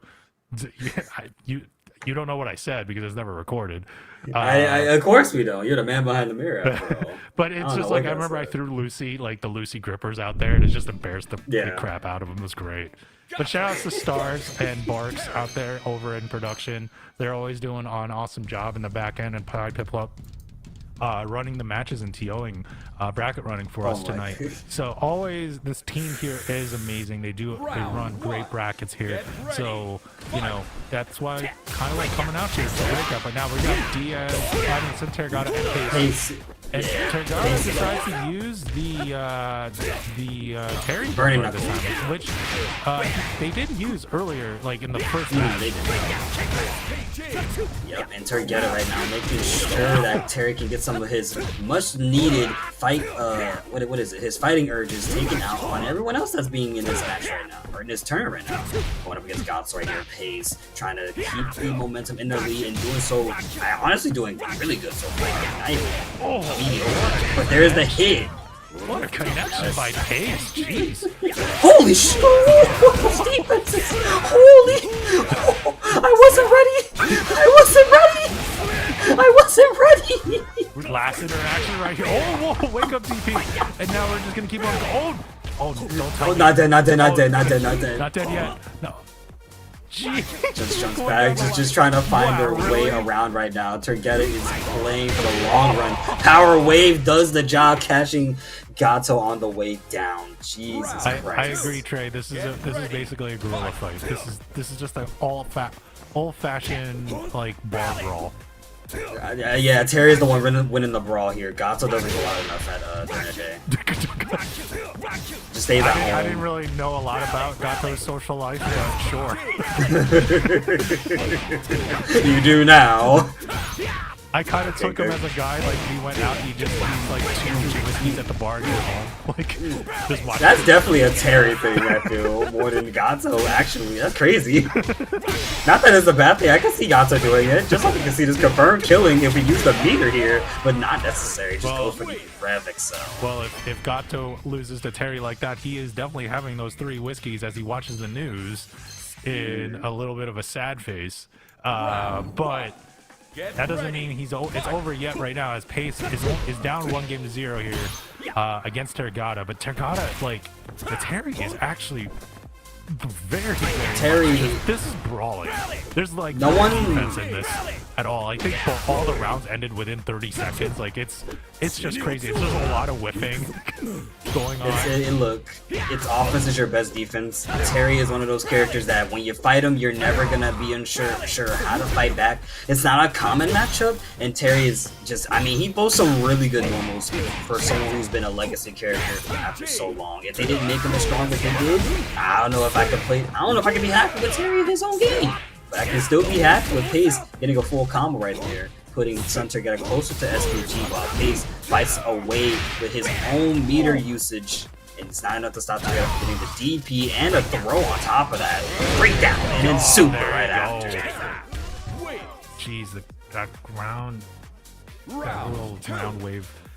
Oh, I think it was like an EX round wave. I'm sorry. Like, yeah, it's a power wave. Yeah, it was a power wave. Yeah. And as oh my gosh, like seeing Tergata just playing out with this Terry, it's like, I guess really likes playing the legacy characters because Mai is the other character that he's been playing tonight, and now gets that confirmed onto Pace, and Pace is now bringing it on. Tries to oh my goodness, just put through. Try to go through all of that Rebel. Can you actually bust through Rebel?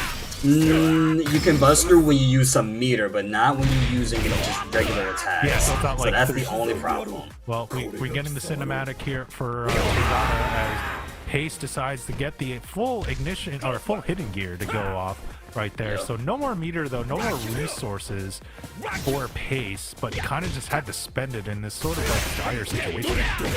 Yeah, but now you're seeing Suntergeta playing a lot more slower here. It actually is now in front of the face of Pace, who is not doing anything but goes for the red line off of the light, and that actually works. It's not going to kill, but it's going to put us in a very, very dire moment here for Pace's sake.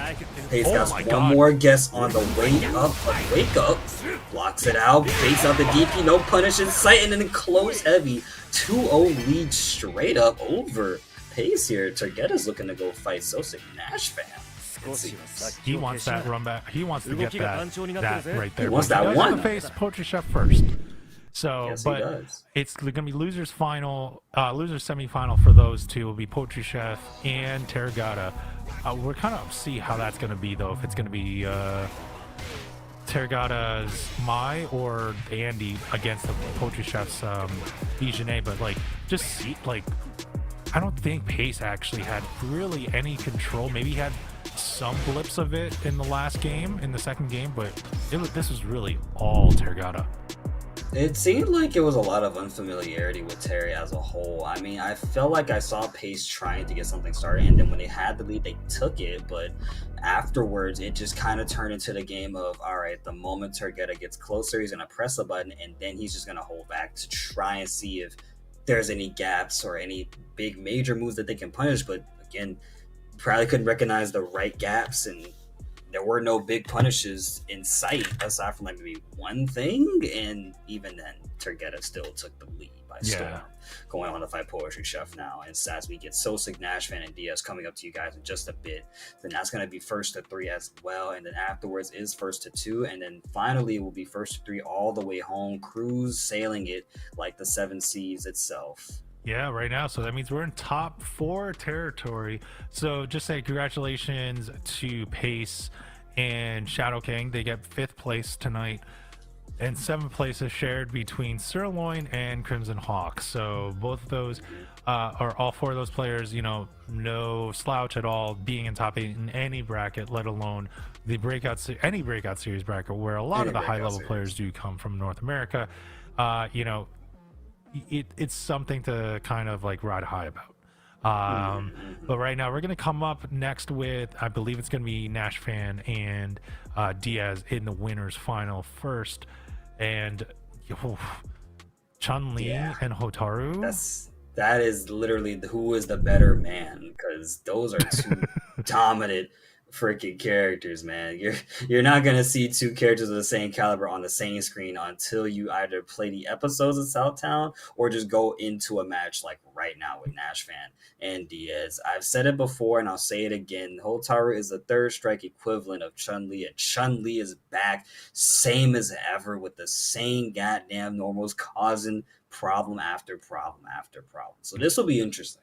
Very interesting. Yeah, like Terragata, I think, I would say if it ain't broke, don't fix it. Like if they don't know it, like just keep doing it.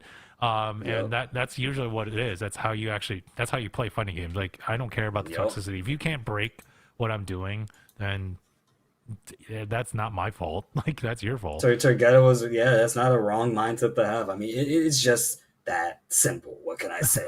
What can I say? Also, I did think I saw earlier Jay was looking at my Huntrick shirt. It's very much a wonderful shirt to have. I love it. Oh no, it's a great shirt. I just want to also point out, I just love how Tergata was just basically said like he went to the Terry so he didn't have to think. Like he just basically said, I went Terry so I can go Unga, and I'm like, all right, well that also works too. I mean, it worked. It worked out. Terry definitely is Unga Bunga the character. Like I swear to God, dude. Let me tell you something.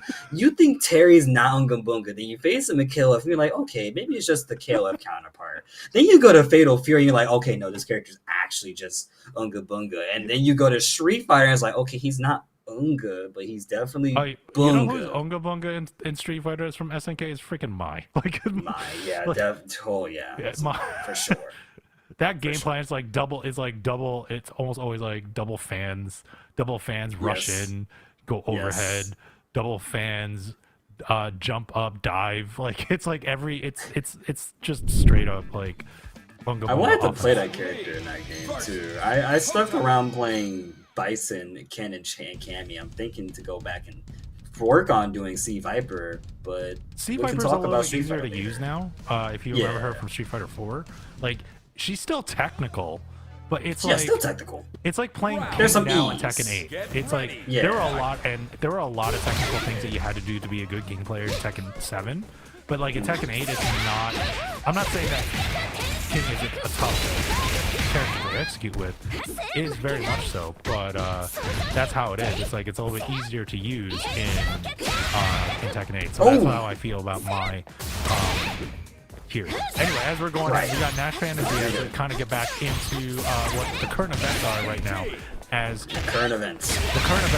We're at the zoo, the Southtown Zoo. We have parrots in the background. I got Toucan Sam trying to give you a chicken sandwich on the house for like $5.99. Don't listen to that guy. But there's some ostrich in the background too. Yeah, see, like we got a lot of chaos happening right here in current events. Not right in front of us on the screen with the Hotaru gameplay by Diaz.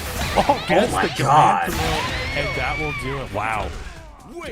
Diaz gets that first round. That was an explosive first round there by both players. Again, going down to that final health scramble again. You know, I love this matchup even more now because I did do Chun-Li's episodes of Southtown, and these two actually do fight each other in the lore. This is a bit of a lore battle here, which I love to see happen. Nice Tensho kicks right there from the on wake up, who actually has been getting away with murder with those Tensho kicks. He does the first light ones and then breaks it and then does it again to check. Nice into spinning bird kick, but doesn't want to spin any more after that. Keep control of the rev meter. Throw outside the corner. Oh my God! We're going in with the full combo. No! Oh, what a wake up on a counter hit there, and that's gonna be devastating. Are we going to another going SPG? Oh, not an SPG yet though. Now we are. Oh my God! And that's that too on top of that. machine, and then GG no read for this game. Diaz taking it 1-0. Remember, folks, this is first to 3, so there are games to play with. So even though Diaz is up 1-0, does have to win 3 to move on in this set. Yeah, Chun-Li in chat or in game right now being played by Nash fan, who is actually gonna stick with the character. Jay, you're in chat. You could really tell us like the uncensored version of what you're saying. Yeah, it's fine. You can tell us how you feel. You can tell us how you really I don't know. we're here on air. We can't say it, but like it's okay. You can say it. You're in chat. You're fine. You're in the audience. As we're kind of going in, as we're gonna keep on going. What Nash fan? Trying to see if Nash fan's able to go. Okay, they're using the rev blow to get out of Christ. it. Again, another air rev blow, but again a wicked big punch by man, Diaz, this and Diaz is gonna close this out right here with the super. Yes.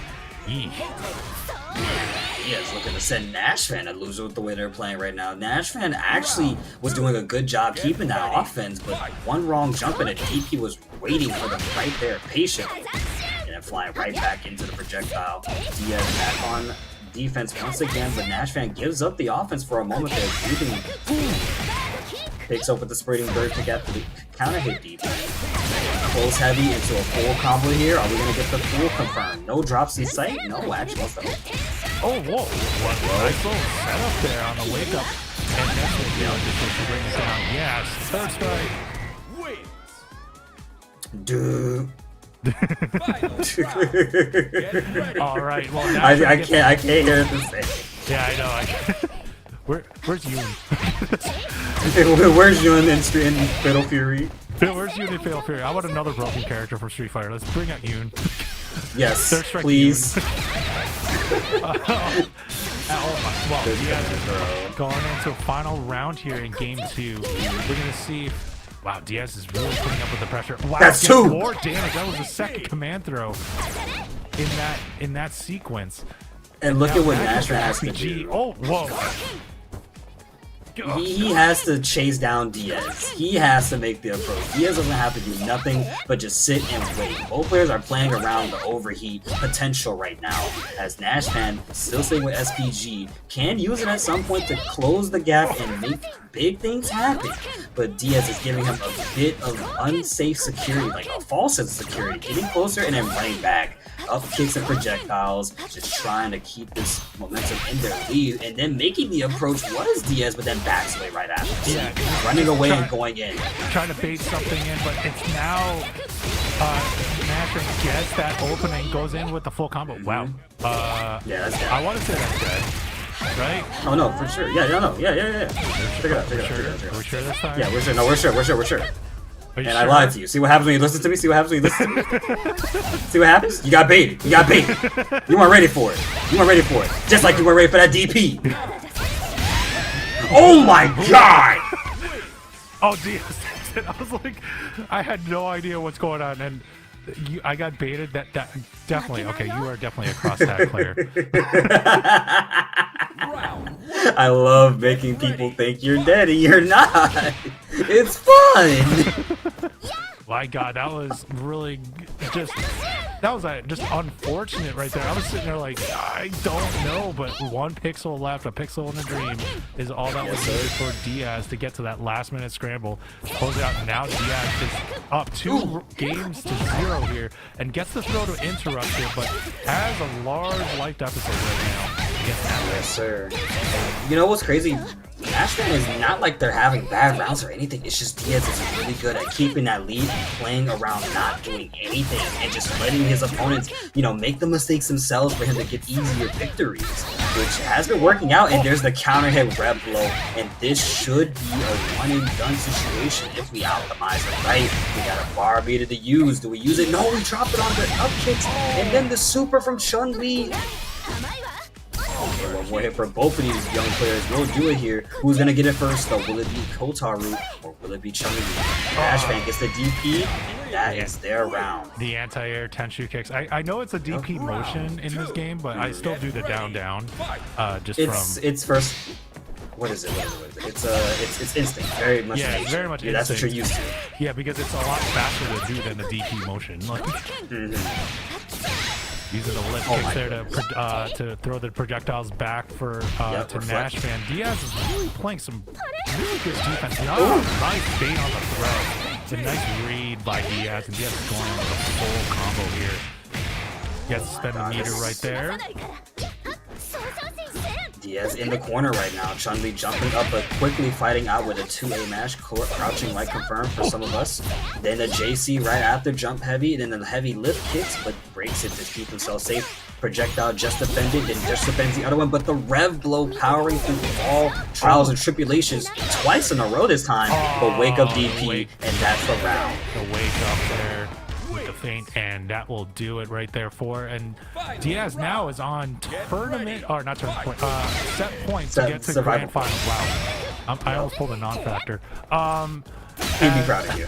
I have to say that that was just a funny interaction at that time. But like Mashman is literally on survival point here, like going in and see how it is. And he, like you said, he's not playing bad. It's just that Diaz is getting some good reads, and it gets down to these last minute scrambles.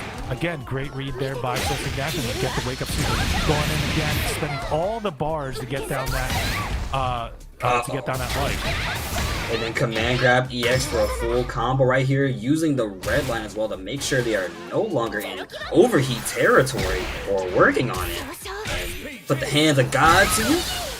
Soul release. Jumps up. The chiropractor. Oh my god.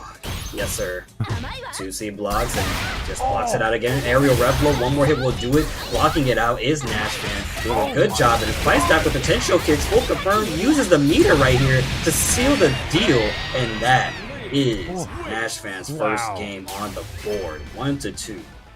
Dirt. Jeez. That was really what like a way to survive there. Nashfan. Nashfan is gets a game on the board.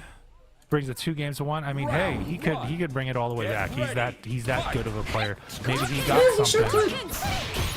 Well, you gotta remember, someone like Otaru being able to reflect projectiles can definitely change up the timing of projectile wars in this matchup. But Nashfan, not deterred from still going in, wants to Oki here, getting us closer to a much more fresher kill, I guess you could say. As he blocks out the pressure, Diaz blocking and still keeping up with offense, but not enough, getting caught by Tensho kicks, and then DPing on the mistimed meaty over or underhand setup. I forget what I think it's 3 heavy punch. 3 heavy punch. Yeah, that's how I remember it. Yeah, down 4 heavy punch. Down 4. I'm like looking at it. I'm like, you got it. I still have to look at that. I still have to look at the numpad. I'm not good at the numpad. Yeah. I come from Tekken, so I come from Tekken and I come from Street Fighter, so it's like we call this the down 4-4s. Yeah. Because I still get confused when you're on 2P side. It's like, is it so if it's 3?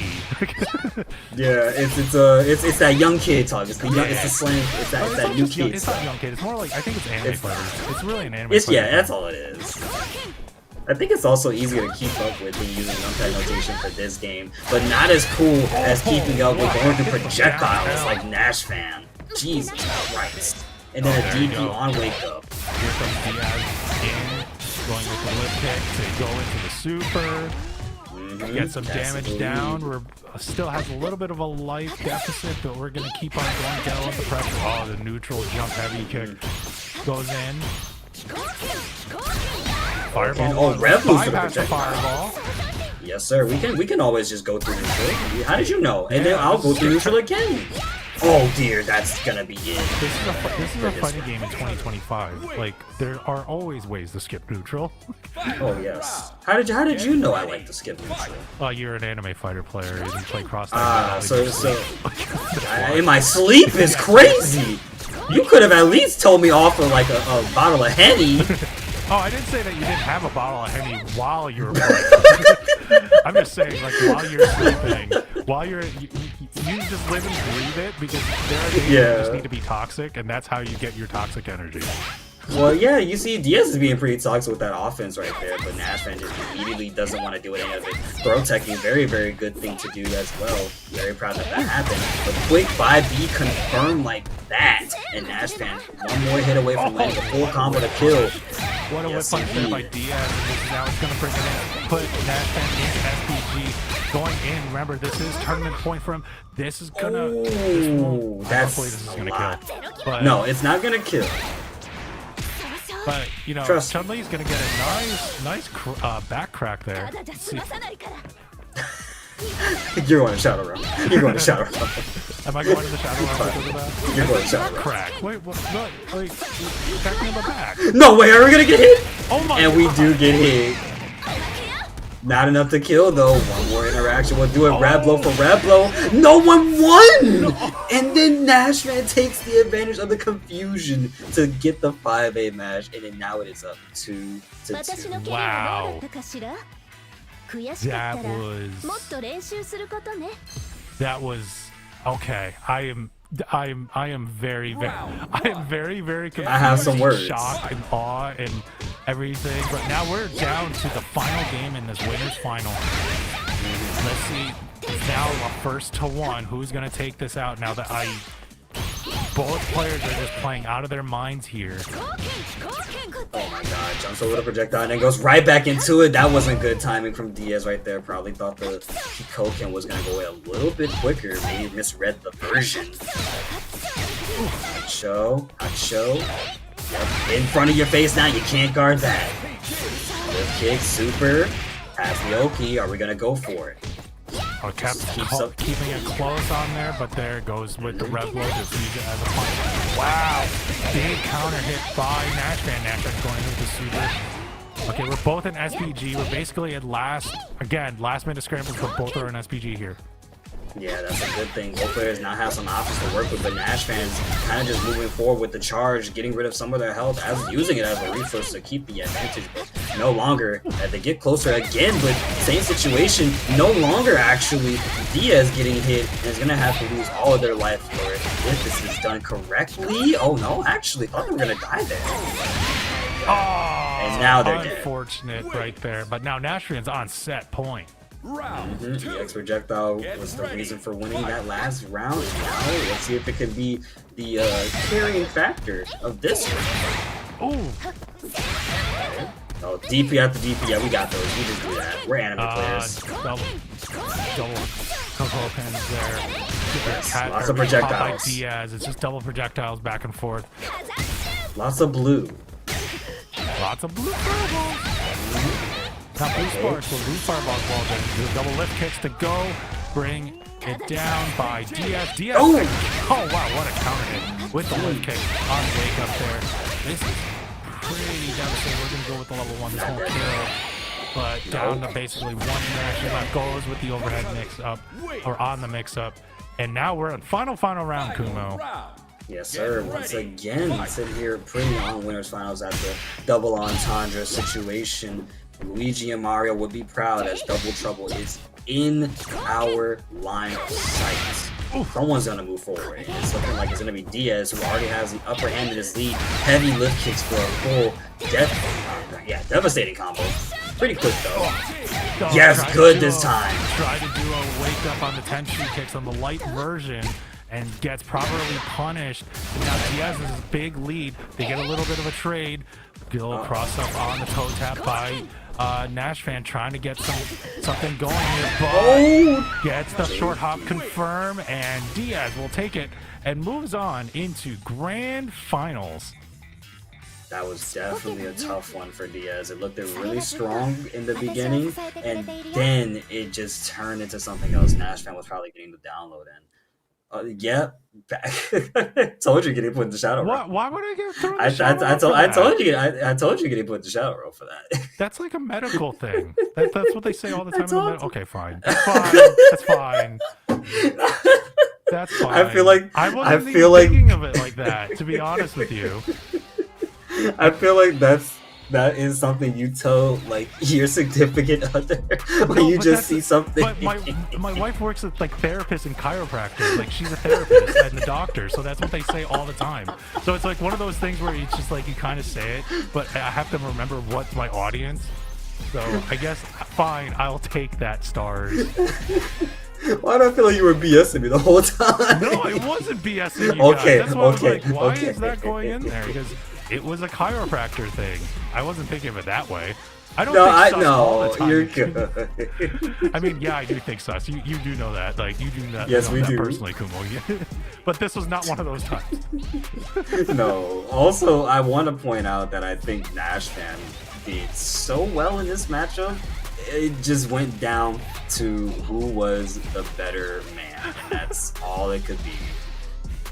It was Diaz this was an amazing pretty. set. Just like also like the adaptation by both well, like, you know, we saw that Diaz was like kind of made almost like Nash fans stumped, and when he was like stumped, it was like, oh, like we thought Diaz was going to take it 3 rounds to 0, but then he just came back and really just sort of slowed it down, tried to figure something out, and then all of a sudden just broke out his offense. And then a couple interactions later, it was just like all of a sudden it was just we got down to like last scramble situations, and then Nashville would win it, but then it got to the point where it ended up Diaz closing it out. But this was a really sick set. It was really great. I think all these matches so far on Breakout Week 26 have been pretty good for the most part, I would say. Every match that we've seen has gone to either... It was a bit of a snowball, but now we're at the point where everything just feels kind of 50-50. So now we're sitting here with Poetry Chef and Sun Turgetta. So, folks, if you're looking for Poetry Chef to win, you know, just type in 1 in the chat. And if you're looking for Turgetta to win, just type in 2 in the chat. Because personally speaking, I'm representing the H-Town proud. So Turgetta's got my vote for that one already. Poetry Chef, no disrespect, no bias. I guess just to be the contrarian, but like again, it's like these are 2 great players. But since you have you have to have the homer's bias. Like I'll just take I'll take Poetry Chef, and that's like that sounds like I'm like it's like a consolation thing. It's not. Like it's not a great consolation pick too. So and yeah, we're gonna get the 2 waifus gonna be playing at it this time again. I don't believe they faced each other. Did they? Face each other? They did not face each other, actually. This is going to be their first time facing No, they did not face each other. I was like, they did get, there was Nashville that brought Terragata down to the loser side. But as we're going to go in there, we're now in the Carnival. Tergetta already doing pretty good with the... I would say doing pretty good with the life lead, but Toast Chef has it much more taken well care of than Tergetta right now. But there's the gap. Now finally the deficit's created, and then it's getting even bigger here. Blocking it out. Toast Chef doing good. At the corner now. Wow, and Terragata is going in and she gets the big throw, but did the back throw did not keep Poetry Chef in the corner, so I'm kind of wondering about that, but it's all right as we're going in. Oh, what a catch on the heavy punch for like that mini anti-air, little change of trajectory again by Terragata. Terragata is trying to get that last hit in. Oh, but what a neutral jump by Poetry Chef. What a read. This is going to be damaging. We're going to go to another last minute scramble. Yeah, 17 seconds on our clock right now. The timer has been frozen because of the super. Now it's going back to clocking down. Tergetta getting thrown once, try to get thrown again, but jumps back. JA jump like what? Tergetta gets that first round. That last interaction too, you knew what Poetry Chef was gonna do. It's like, what am I gonna do? Am I gonna throw, or I'm gonna just basically whip punch? What do you think? What do you think? And then, exactly. And then you got the option. Yeah, and then Tergata was like, I'm actually just gonna jump in the air, and that kind of neutralized it and took that round. But now Poetry Chef is a little mad. Oh, 2 throws in a row. Do we get a third though? Overhead? Nope. No, thank you, bro. Listen, it's always high, low, left, right, strike, throw. Which ones are gonna be, bro? Are we gonna see death on our screen here? Poetry Chef does have good optimization, has a bar meter. Doesn't need it though. One more hit can do it. Oh, that's the one right there. Slap her in the face. Yeah, Poetry Chef was mad. Yeah, definitely. That had a lot of hatred behind it. Yeah, first to 2 folks. This is the only loser semifinal, so they gotta play sort of I don't want to say all out, but definitely have to. Oh no, this is definitely all out. They don't have games first to 2. You can't BS this time. It's not first to 3. Chosen block, and then a high combo right after Poetry Chef, putting Tergetta to the corner now. Cool. has the lead right here. Oh, reads the roll option as well, but no full confirm right after. Then chooses to back together. Fights back as an approaching Poetry Chef, breaking the throw. Wants to close this out sooner as possible. Oh man, and now we just got Tergata going with the full jump in. It's not even the short ops to throw the trajectory, it's full jump in, but now he's stuck in the corner with Poetry Chef going in with a big bread and butter up there. Does the neutral jump, goes for the overhead again, but gets punished for it by Tergata. Tergata was waiting for it there. And now it's going in with all the buttons. Putting... that was... Yeah. Oh, did they get it? Yeah, they did! And it was level 2. Oh, but not dead though. We'll do it. And the guard crush does the job to help, and then Sun Tergata right after gets the dub for the first game. Jeez, this is Get ready. these matches tonight in top 8 especially, in top 8 have just been so high level.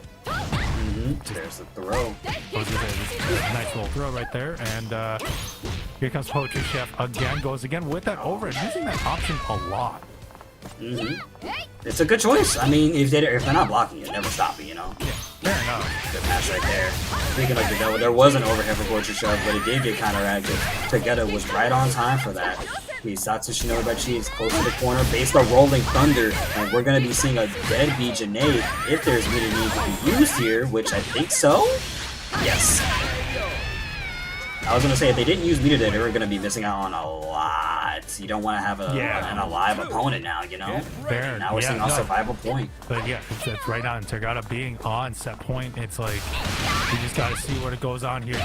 Poetry Chef has to do something. He has basically get all of his options out, pull out everything, and I'd say he's doing a good job of that right now. Round start already, put in Tergata almost all the way down to SPG, but Tergata gets out of there with a wake-up DP. Yes, sir. Tergata in the SPG range right now. Poetry Chef, thankfully, happy with this decision making of getting them there. And now they can just cruise on out and play this lane. But Poetry Chef getting hit. Tergata saying, no thank you, we need to keep playing the game. Keep throwing buttons. Get thrown, close the distance, cross the block, and then the overhead block as well. The pressure, though, unrelenting. Oh, man. Gosh. Jumps over the baffles. Jumps over again. Oh, that's not full confirm. Oh. All right, Poetry Chef still stays alive here. We're going on to survival point for Poetry Chef, and then Tergata is on set point.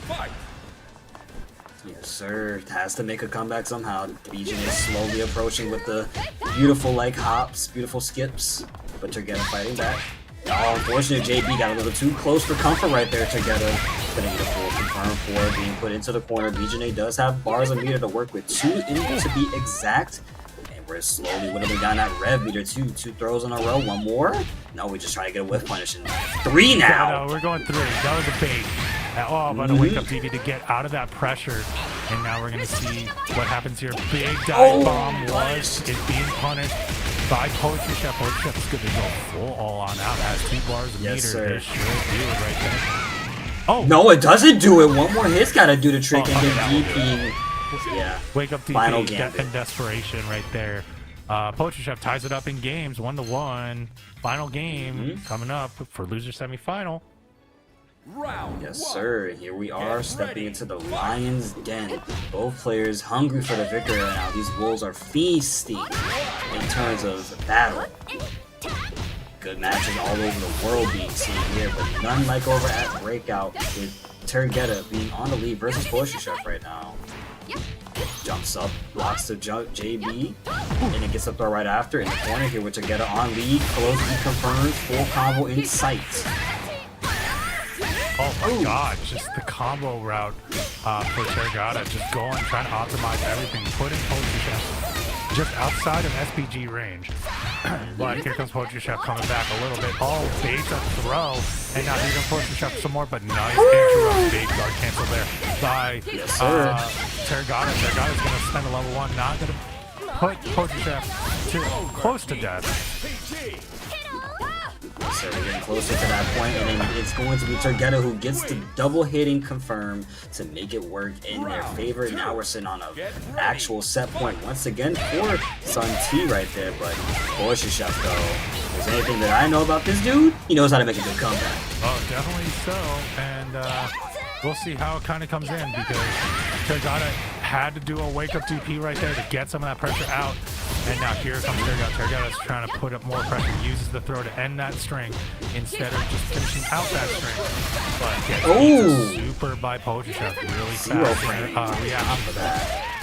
Oh my god, but no meter inside being available for Poetry Chef to try and close out or cash out a little bit better. However, we do get a rinse and repeat. We hit the back of the shampoo bottle.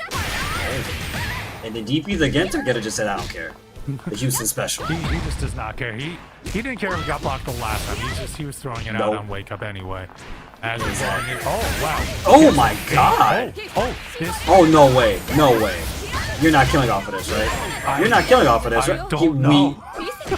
There's no way this is killing, right? No way, right? I don't know. I'm not saying anything anymore. I don't know. You know what? I'm gonna take a gamble and say this is not gonna kill. Check it out. I was right! Holy! No way! Oh my god! That couldn't have been a more upsetting round than ever. Holy! I literally would have thrown the controller by now, but like, Turgetta has to keep the composure. But right now, Poetry Chef at round start is already keeping up with the pressure burning, taking out a third of the life of Turgetta. That needs to be clipped because I definitely called that hard as hell and I'm happy with myself. Jumps over the baffles once again to stay active on the screen. Poetry Chef closing the distance slowly but surely. However, Turgetta just landed the jump heavy button to get ourselves a full confirm that you're seeing right now. Does have the corner and reads the roll. It gets the throw too on top of that. Blocks the cross up. Good job from Chef. But the super comes out to play and Turgetta is back on defense. Oh, well, never mind. That was very quick to be on defense. Goes in with the overhead. And now here comes Turgetta. Turgetta's going to bring it up all the way. Goes with the level 1. Not going to kill, but down to 1. Takes the left again. And wow. Sun Turgetta gets that set. That was definitely a battle. That was really good. Oh my god. That was a battle, and now Poetry Chef going down out of the bracket. It will be Turgetta who goes on to fight Sick Nash Fan in the losers final.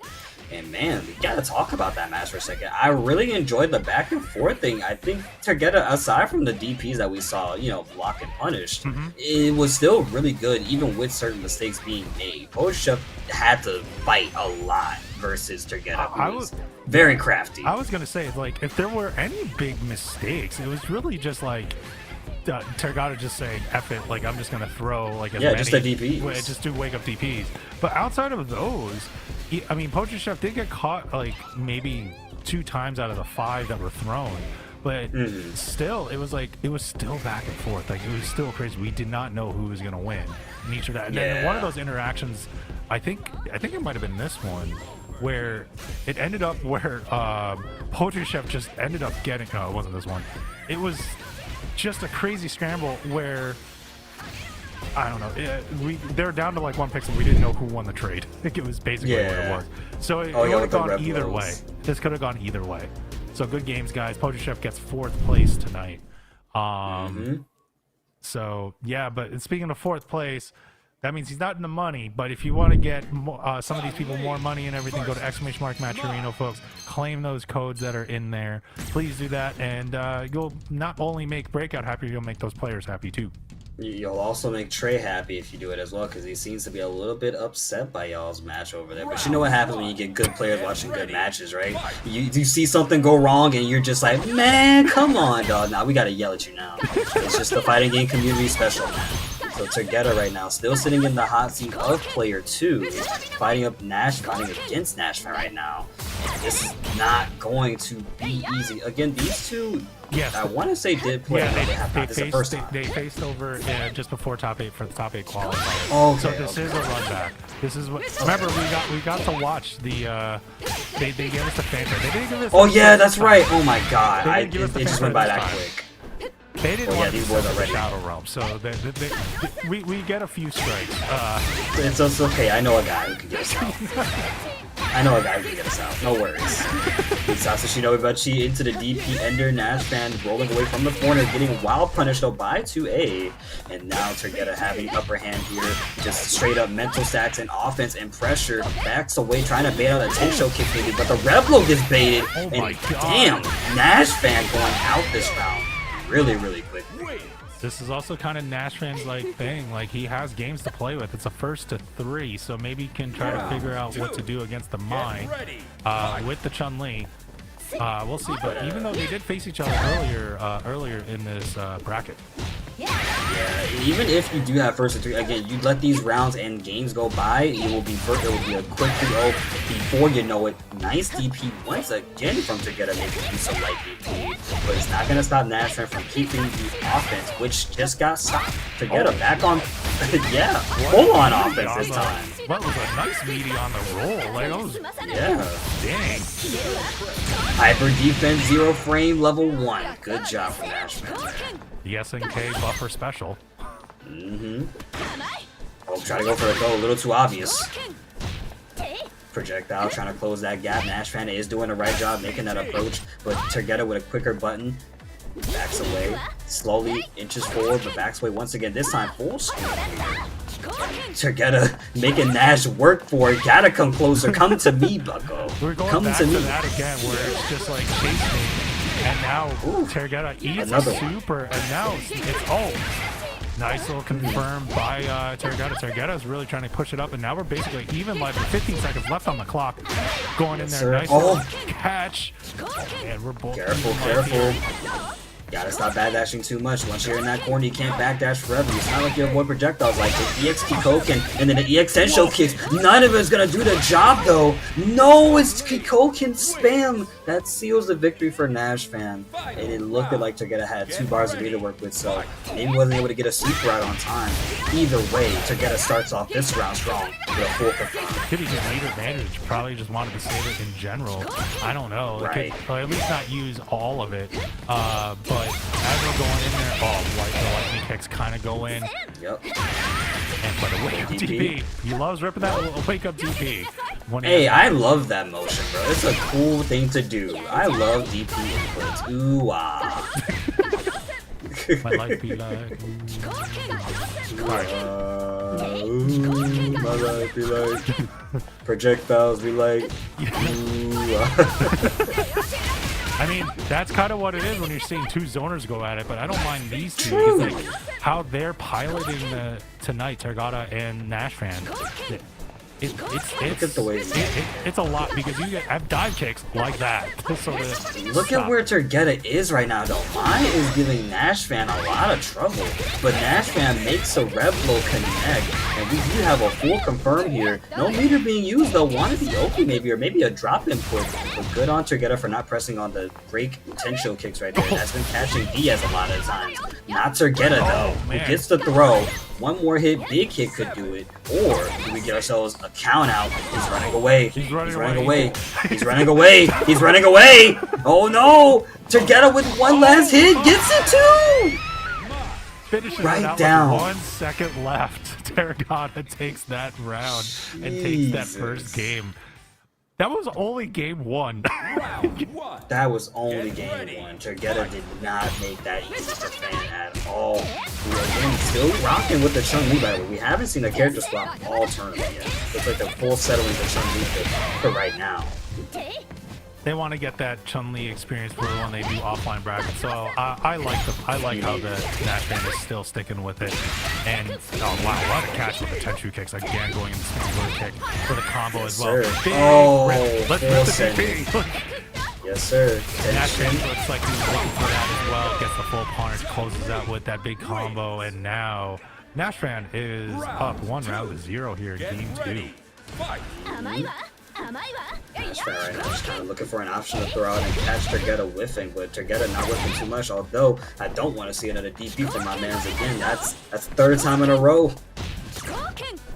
Oh man. Broken. Got off his Okay. space a little bit, but Nice gets a good confirm. jump Wow, in. good jump on the right in the middle with the Koken motion to get a little bit of kind of a counter hit, like old school counter hit.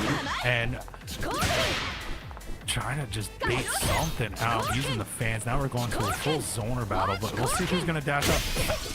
Yeah, it was Tergeta who dashed up too. I like that they're always trying to go back to that full screen and just go or resort to projectile standing. Again, doesn't want to be too up close and personal in Chun-Li's effective range, which is, you know, up close and personal for the Kung Fu Master herself. Yeah, that close heavy kick just getting just missing on some Tergata. Tergata was actually taking full advantage and Speaking of taking full advantage.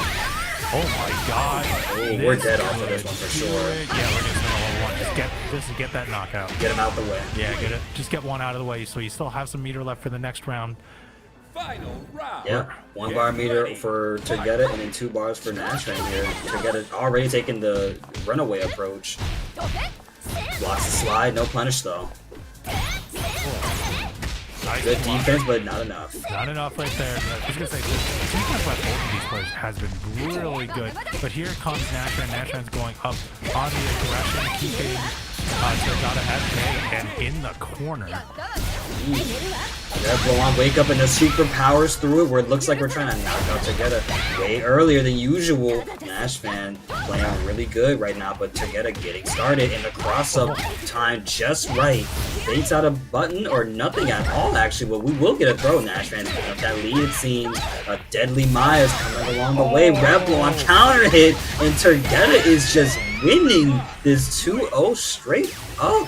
Now we have one more game to see if Tergeta goes on to fight Diaz or does Nash fan have something in the back pocket. We'll see. I still think Nash. Yeah, he was gonna run it back. 2-0.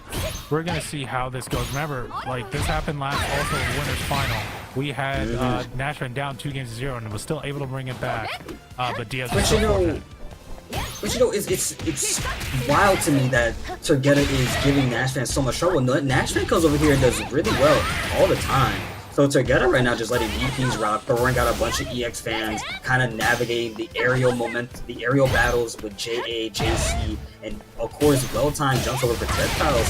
It's been helping out a lot, but Nash fan, however, gets a quick confirm to keep the corner. And Tergeta right now has to find a way to get out, which they are definitely doing slow. There's a slide, but not like the neutral jump heavy kick, and Nash fan wants the OP once again. Blocking it out, good job. Oh, the high dodge. The high dodge can kind of close this out. They should do it for Nashman. Nashman gets the first round here. Gets a round on the board. Well, round on the board here in game 3. Let's see if he can get a game on the board if he gets this next round. Yes, sir. Tergeta backing away right now. Keeps the momentum strong with quick approach, but not enough to stop potential kick from still hitting. Shisatsu Shinobi Bachi though. JA in counteract. Throws out Ryu Embu, but beaten out by EXP Token, surprisingly. Hazanshu comes to play though. Okay, going in with spinning bird kick combo right there. Oh, a nice throw with the feint. Use the feint, then use it on a throw, and then we're getting another full confirm. No. Yeah, that was a dodge again too. Yeah, it was a dodge on the So it was a dodge into Reblo. Yeah, that's what happened. That's how we got there. Yeah. And then forward heavy punch to take the victory. Nash fan finally getting a game up on the board. Same situation like before. We did see it where Nash fan was looking to make a comeback, and you know we got there. We didn't finish it, but we got there. 1-2 right now. All right, we're gonna see going in with all that aggression again, but now nice interrupt. Found an opening. Tergata was able to interrupt right there, but a wake up Tetsu kick for Nash trying to stop it. Then go. I can wake up too, says Tergata. Tergata connects with the wake up DP. Tergeta mixing them up with a combo reset and once again trying to go for something. Thinking again, Nash fan is going to do a tank showcase. He has been letting them rip a lot all night, but it hasn't been catching Tergeta too badly, I would say. Oh, wow. Oh. Man, Nashran really gets that super going, but now Nashran is an overheat, so has to be worried about that guard break. And now here comes some Tergata again. Oh wow, nice one. Tensho Kyaku. Backs away right now. Turgetta recognizes that it's not a very good situation to want to be near. 20 seconds are coming up on the clock, though. It's Nash fan walking down Mai, who is currently just backdashing away. Thinks he got an option, but lands the far C confirm. Has 2 bars of beer to work with, and spends the first one to get the kill. Easy money victory for Sun Turgetta in this round, who is now sitting on set point in losers final against Nash fan. Yeah. See how this will go out right now. Oh my god, well, there's a little low light confirmed by Nash fan. Nash fan's gonna go in with a throw, back throw to put Turgetta into the corner again with the wake up DP to get some of that nice little knee tap into a dive bomb. And now we're going to a big bread and butter combo for Sun Turgetta. Sun Turgetta is gonna keep throwing and throw looking and keep Nash fan in the corner. Nice block. Oh, yes. Get that punish. Make it hurt. You are at the tail end of victory here. Can spend the 2 extra bars of meter, but unfortunate drop and then met with an extra Kiko show right there. But SPG is an option for not Sun Turgetta, for Nash fan this time, who is trying to close out quickly as, like before with the Kikokins, allowing them to approach, but you got a Mai with 2 bars of meter, man. Choke kicks, and that's the hit they needed. Like, I'm gonna throw a fireball and then DP. Wake up, super. Wow. Yeah. Got the block. I didn't think he was able to have enough time to block that. No, I could see it. It had to be the feint. It was the feint. It was the feint. That's why he had time to block it. I saw a feint from Nash fan and Turgetta fell for it. It's easy to fall for animation stuff like that. A simple, quick dash is enough to make someone react. Thankfully, Turgetta still has, the round to play it out and be patient, but getting mixed up and cooked right now. Nash fan put the Creole seasoning down Turgetta. Oh my god. Oh my god. This That's done. That's done for right there. They just used the meter. 3, 2, 1, bam. GG, no read. Sun Turgetta 3-1. 3-1 to Sun Turgetta. Nash Rank takes 3rd place tonight in this week's City of the Wolves tournament for Breakout Series. And wow, like explosive. That was very explosive. Terror's like kind of going in, and he does not play my Unga Bunga, but he has now a choice if he wants to play Unga Bunga against Diaz with the Terry, or use this Mai. I can't. Did they face each other before? I know I don't believe so. I'm actually gonna be interested in what he will use here in Grand Finals. It might be the Terry. I mean, again, someone like Hotaru, you do gotta be a little bit of an aggressive person. But again, this is Diaz we're talking about here, who's been put through who has been put through trials and tribulations amongst the live span of City of Wolves over here, not only at Breakout, but of course everywhere else that they have been at, online and offline, wherever it may be. But taking, still looking at our replays here, I beat this match was really good. Back and forth, Turgetta performed really well, Nash fan performed pretty well, but it just wasn't enough as Turgetta proved to be the better fighter this time around. Nash fans definitely gonna have some work cut out for them versus Mai this time now with Chun-Li. Yeah, no, definitely. I agree. Turgetta should get that Chipotle money. So as we're gonna go there now, I want a carne asada burrito. Yo, that sounds good. Please don't make me hungry. I always make you hungry. Every time we're together. Why do you do this to me? Well, at least I don't say like, let's go get Cane's. Like, I mean, come on. Would you say let's go get Taco Bell? Actually, would you? I would say let's go get Taco Bell, but that's just sort of like nostalgic memory because I know I'm like destroying myself. But like, I usually go like we have like actual like authentic taco carts like around here that do like really good al pastor or all that type of stuff. But you know what? Oh, okay. But when it comes to that, if they want that Chipotle money, if you want to add to that Chipotle money, you got to go to !Matcherino and claim more of those codes. We still have some codes left. I believe we have 25 codes left right now. So please, chat. If you can keep claiming those codes, we can give. At least at second place, whoever gets second place, they can get themselves like a nice big burrito bowl. And it would cover the guacamole charge. Oh my god, that's actually sick. And you know, as you were talking about the match arena, I'm counting on my fingers. I'm like, you got 5 different ways to claim some codes just so you can help this man get a carne asada bowl with the guac covered. Like, come on, I dog. mean, You got guac. 5 different ways to get this It's man like some free guac being guac, covered. bro. It's like an extra $2. It's like what the heck? That's New York City prices for you, by the way. So it's like an My extra god. $2 for just like scoop of guac. But it's like I need it because that's how good it is. Yeah, that's how good it is. The Chipotle guac is actually pretty good, dude. I'm not gonna I'm lie. not. I've No, I'm had it not so many denying that times at all. before. It's really good, and you get it. You put it with a little bit of Tabasco sauce in that as well. It's a nice mix of cool and spicy in the vinegar. Right. Very much. I also I thought about going to Chipotle today to go get some guac too. That's the crazy. I knew I should have went. I knew I should have went. Oh, I'm mad now. I'm gonna go tomorrow. I'm going tomorrow. I know I'm going tomorrow. Okay. That's why I'm thinking about it because I know I'm going to go there tomorrow. Just have a company lunch there. That's why. So that's why. Oh, It's one of those like company lunches where we're just gonna like all go hang out, and I think I'm allowed to have a beer at this one too. Oh, So wow. I could actually have like a Corona or a Modelo right as I'm having the thing. yo, pass me the Modelo, boss. Technically, I'm the boss, so that's why I get to do that. Like I get to go out with my team and just have like this is sort of our Thanksgiving party. So that's what we do at my work. I'll let you know if I have ever an opening, Kumo. Like. And Okay. if we have openings over in Texas, I'll definitely let you know, and I can send you that Chipotle card if we Let's do like a go. Chipotle Let's Thanksgiving. go. I'm Chipotle on the house. Chipotle Just on the kidding. house.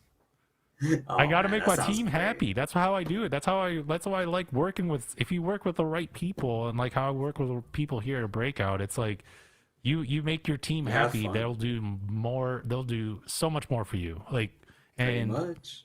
Because you do so much more for them, you find them valuable. And as I find, even though he wrongly put me in the shadow realm, I find Stars very valuable as well as Barks.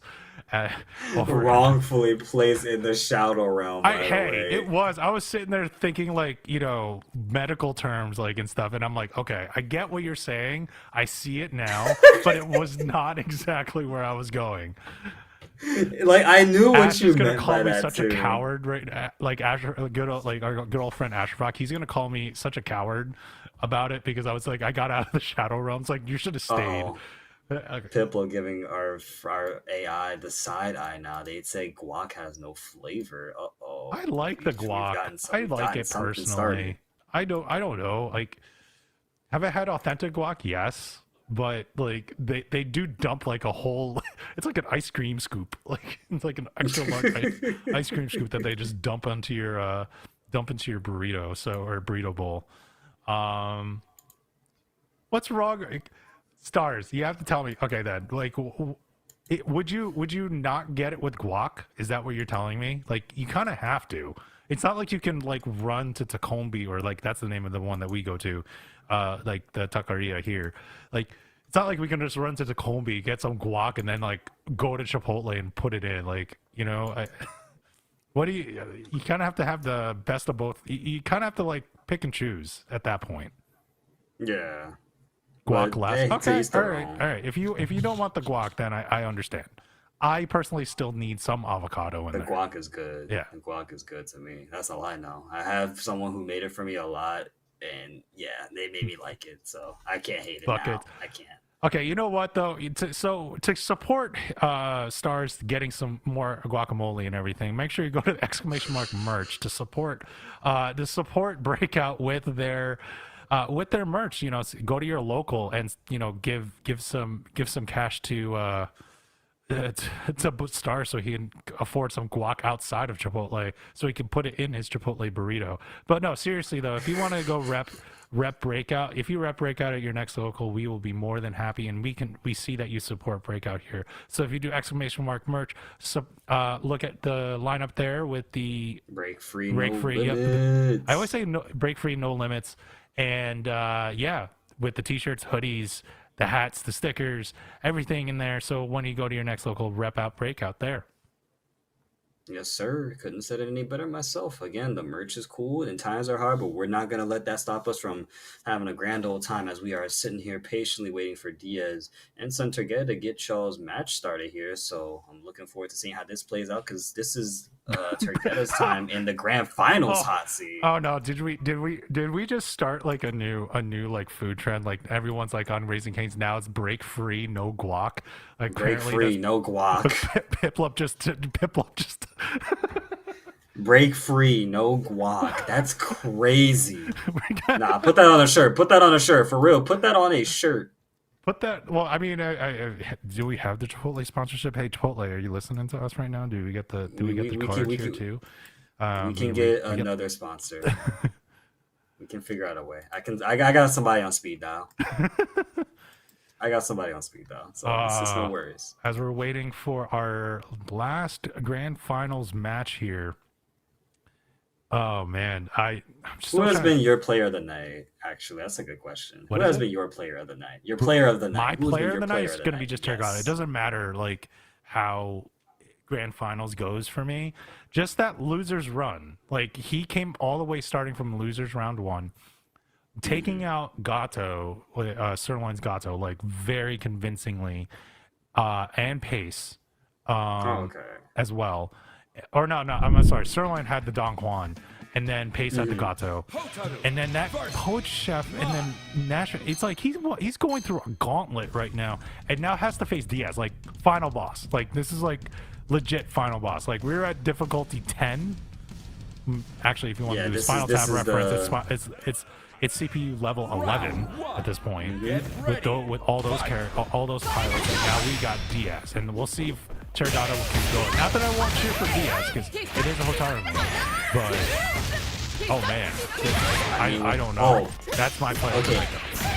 It's been a little bit of a scramble with his team so far. Turgetta started us all strong, but it's now Diaz who now has the upper hand, keeping Turgetta locked down in the corner here. Up kick EX to keep the frames, and it gets a full confirm off of the JC straight hit for the super to actually count and cash that. Command throw EX, oh my goodness, this is B to A right now. This is not looking good. For Turgetta, who gets throws a projectile, the DP has been used, and that right there is why we don't full send it. But the frustration got to the better of us. We just wanted to hit this girl once. Just wanted to hit him once, but the missed DP did not work out, and they missed, and Diaz was able to take full advantage. But again, you're right. Round start, Tergata is able to get a little bit of fortunate with the scrambles and the small combos to get some damage in. But a big long range far Yes, sir. Has the corner now, jumps up, and good just defenses from some Turgetta, who gets the DP while punished, but it's not enough to kill kill Diaz just yet, who's constantly trying to just go in and run away, but Turgetta down, goes in the distance, it's unfortunately getting wild punished for doing such a thing, and I don't think we're going to be seeing Maya live any sooner now. One more hit could spell doom for the next 30 seconds. All right, gets the double fans to connect right there. Now here comes Tergata. Oh, Tergata gets confirmed. That's going to be good as we get some units to burn here too as well. And we're in SPG. Oh, not good. And then the DP right after? Jesus. Was that a drop? That looked like it might have been a drop. That was like a weird way to drop. Like, yeah, it had to be a drop / miss input. But now we got Tergata is actually gonna stick it with the Mai for this game as Diaz is up 1 game to 0. Yes, sir. The crowd in chat right now is honestly cheering for Diaz. Cheering for Tergata to knock down Diaz into the reset bracket. Tergata's trying to give the people exactly what they want, but Diaz is a man who does not like to let that happen. And now we're seeing them back on offense again. But Tergata, though, doing much better in this round than the last two. Well, the first round being theirs in this game. Wow, there you go. So that nice little adaptation by Tergata. Like Tergata was able to sort of change it up a little bit, and all those interactions we're fortunate now is up 1 round to 0 in game 2. Oh wow, what a neutral. Okay, that was a weird neutral jump to get the jumping light kick. Diaz had an opportunity to get a jumping combo in and just kind of chose to not go for it. Maybe thought I was going to recover after the EX fans. It's a little too quick. still connects with the DP. You know what? Tergata believes in it. As we're going in now, Diaz goes in with more of that pressure, but the throw by Tergata is able to stop it and actually get out of that corner. Now we're going right to the other side of the coast here with a command throw EX version to pick up and using the red line, actually. The hidden gear. I like calling it red line, it sounds cool. But Tergata now in SPG territory, and we have inside the remaining factor of what happens, but we can't. It just command throws my brother. And then Rev blows my brother. And then one more hit could do it. We don't know what's it gonna be just yet. Or does Tergata have a plan to get out? And Hockey Show, Rev blow right after. Another double fan spam.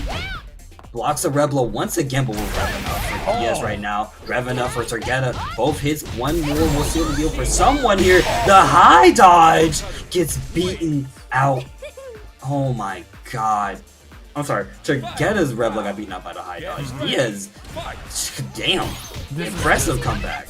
This is just super impressive right now. And we got tied up one round apiece here in game 2. Like, Tergata is making this very difficult and actually had an upper hand at least in that first round. But now here comes Diaz. Diaz is going to go into double effect. Already putting Tergata in SPG. Spending the bar right there. And now we'll see. Oh, nice back throw by Tergata. Tergata. Oh man, gets caught. Whoa. It's unfortunate for Tergata. It's not dead yet. Oh my god, throws once again. That's the second time they've thrown. They threw him through the Reblo and then they throw him just straight up like that. Diaz is getting cracked open like an egg right now. Tergata does have 2 bars a meter and is going to spend it for the hidden gear here, but that's not going to kill, unfortunately. No, it's the cost.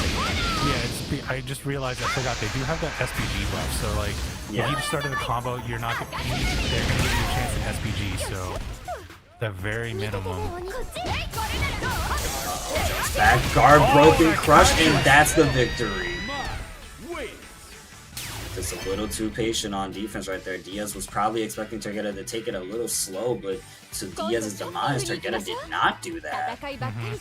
And now Tergata ties it up, and now remember, this is grand finals. It is first to 3, but Tergata has to win 2 sets in a row as he's coming out from losers right now. But Diaz only has to win 1 since he's coming up from winners. And so far, Tergata has won 6 games overall, including this set. So this is definitely a lot of games he's playing right here. But that means this man is more than comfortable and more than willing to keep the streak alive. Yes, going through more and more of the help bar with the likes of Tergata helping out with that itch. Oh man, nice little defense. And like, seeing the weight. Oh, nice wild punish by Tergata. This is going to be very damaging. Going to the level 1, going to the last minute scramble here. Gets a low light kick confirmed. Oh, I thought I was going to kill. Oh no, this could be chance. But there's the wake up DP by Tergata. Tergata is able to connect, and it gets is on game point here for game 3. Oh my goodness, there's going to be 7 games if they win this one. Diaz right now throws up the hockey show. Used to be on my whiff right there, and Diaz gets a quick confirm after a whiff attempt. A whiff throw right there from Tergata earlier. Back at it again, Tergata though. Trying to find a way out of this corner as they're still dealing with someone that's equivalent to Diaz, who gets the hyper defense and then a throw right after Tergata. Looking a little bit cautious right here, a little bit too feisty. The DP gets punished, and there's 2 bars a meter patiently being waiting to be used. We'll use only 1. We're only using 1 right there. And yeah, now here comes Diaz again. But nice little wake up on the rev blow by Tergata. Tergata is now getting the turn back. Gets a little bit of a light counter hit, but does not fully confirm it for a combo.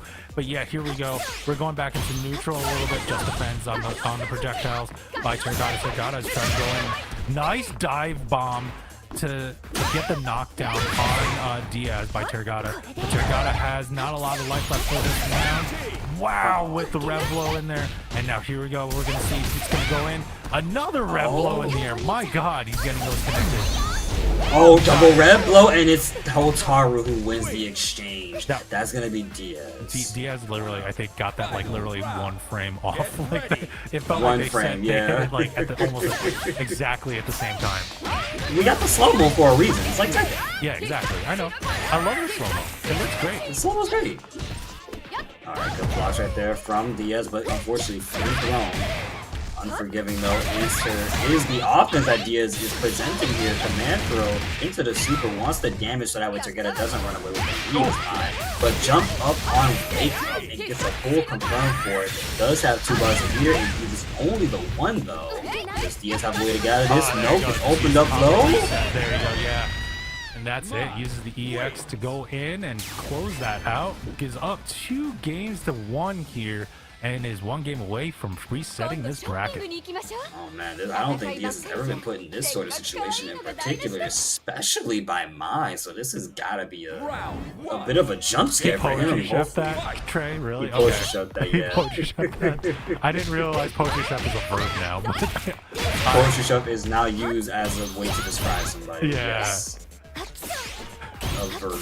He's a verb. Oh, wow. Another confirmed by Tergata there.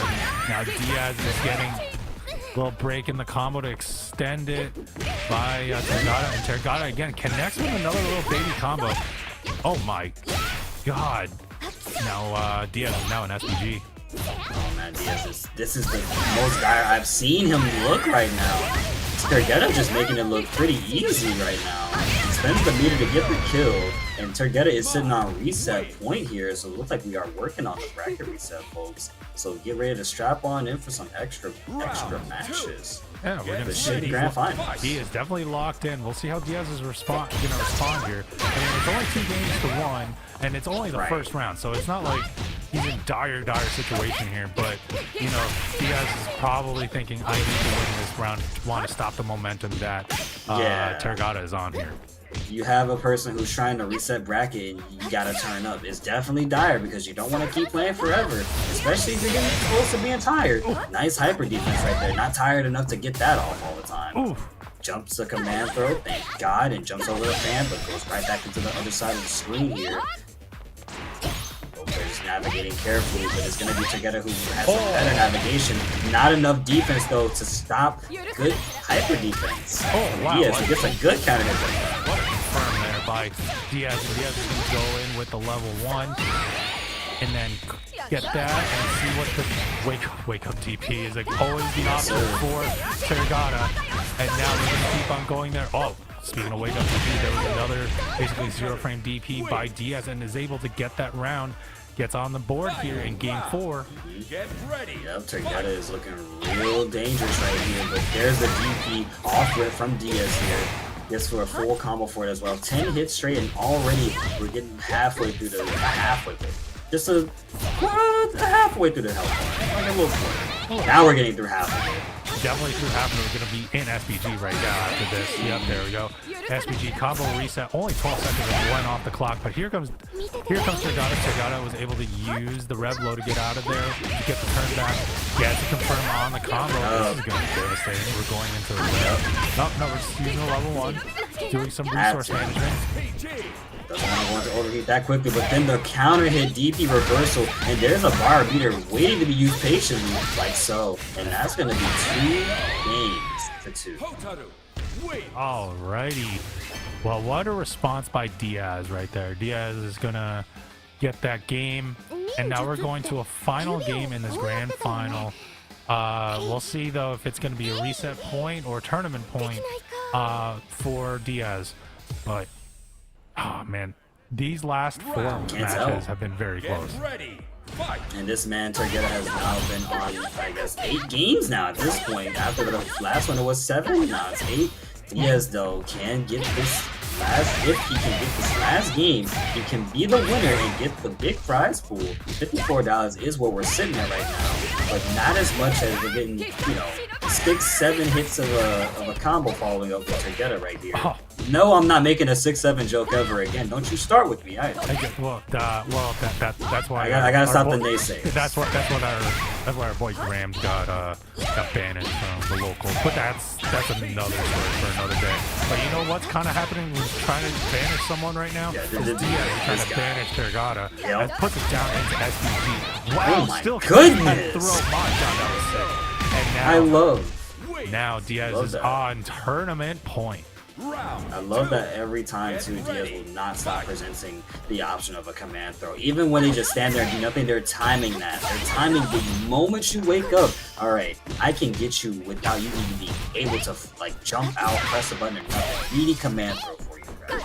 Now Diaz chasing down Targeta, who runs away, but now Targeta unfortunately getting eaten for eating another hyper defense AP. That's the third time in a row we've seen Diaz. Success rate is definitely at 75%.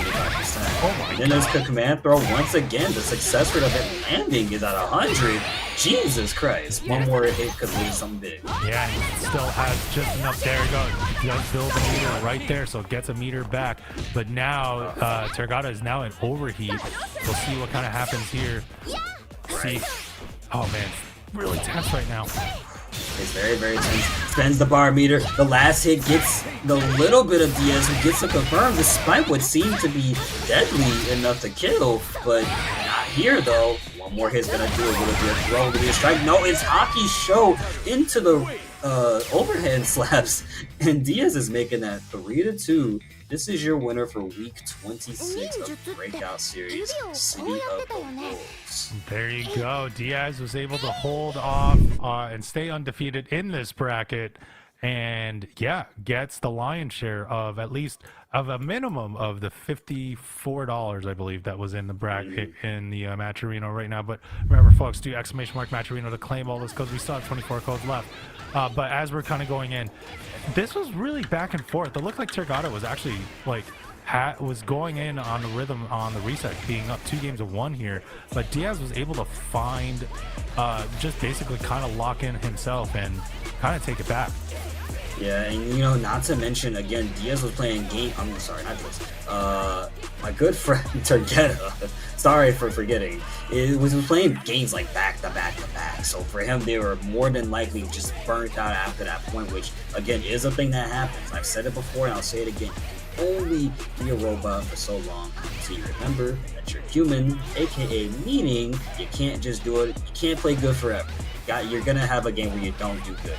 Oh, no, and I say don't do good, but he did really well. No, you're not going to be at the top of your game. And yeah, there's something to be that. That's why I always will give anybody that's on a losers run, especially coming from losers round 1, or even from losers quarterfinal, where if they lost in winner semifinal, like if they go all the way and bring it back to grand finals, it's like that. Especially in an online bracket where you get like almost like no break, it's crazy, as we're going to see. But now, so congratulations to Targeta for getting second place. But our winner is Diaz tonight. And rounding out all the top 8, we got Nashvan getting 3rd, Poetry Chef getting 4th.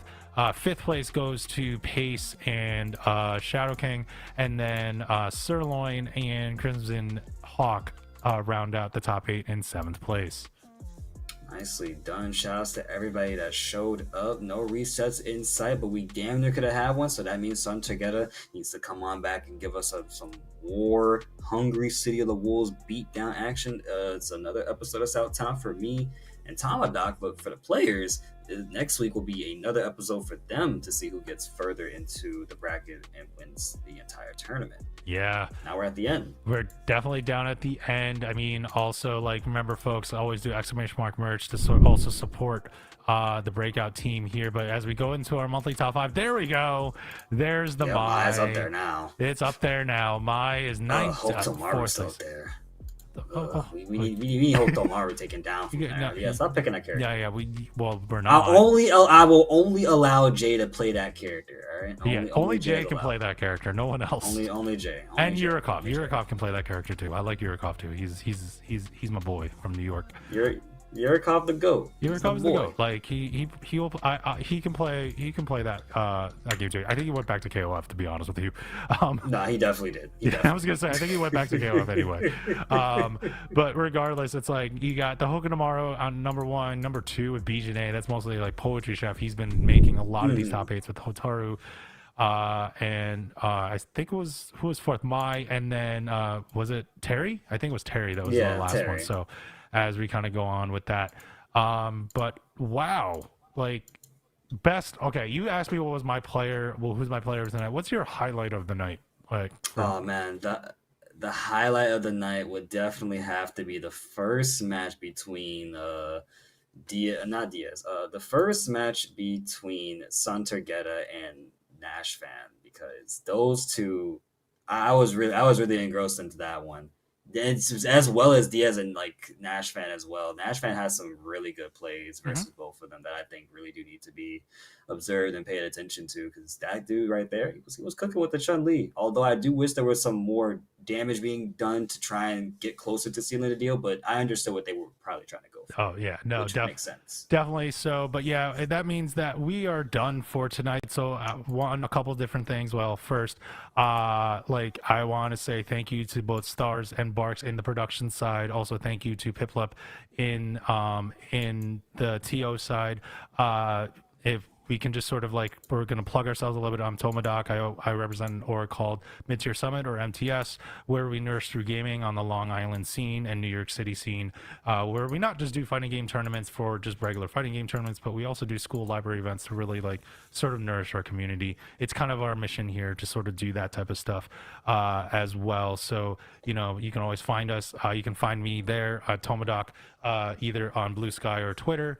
And yeah, and you know what? And where can we find you, Kumo, before you send us out?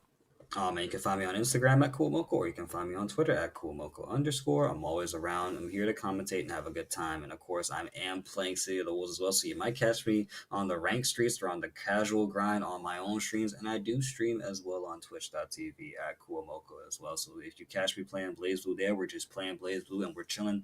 So I say it's time to go. No! You're going to make me say stuff I can't say on the stream. Anyways. That is all from me and Tomadoc. You guys have a great night.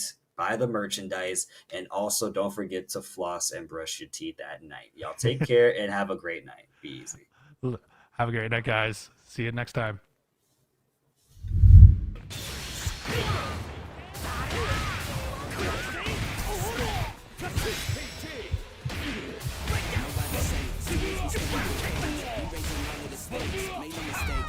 Stay in your place, you put in your own play. Look at our face, we put the fear in the dirt. We in the struggle for change, pick up the pace. We put it in the go, that's why we stay in the game.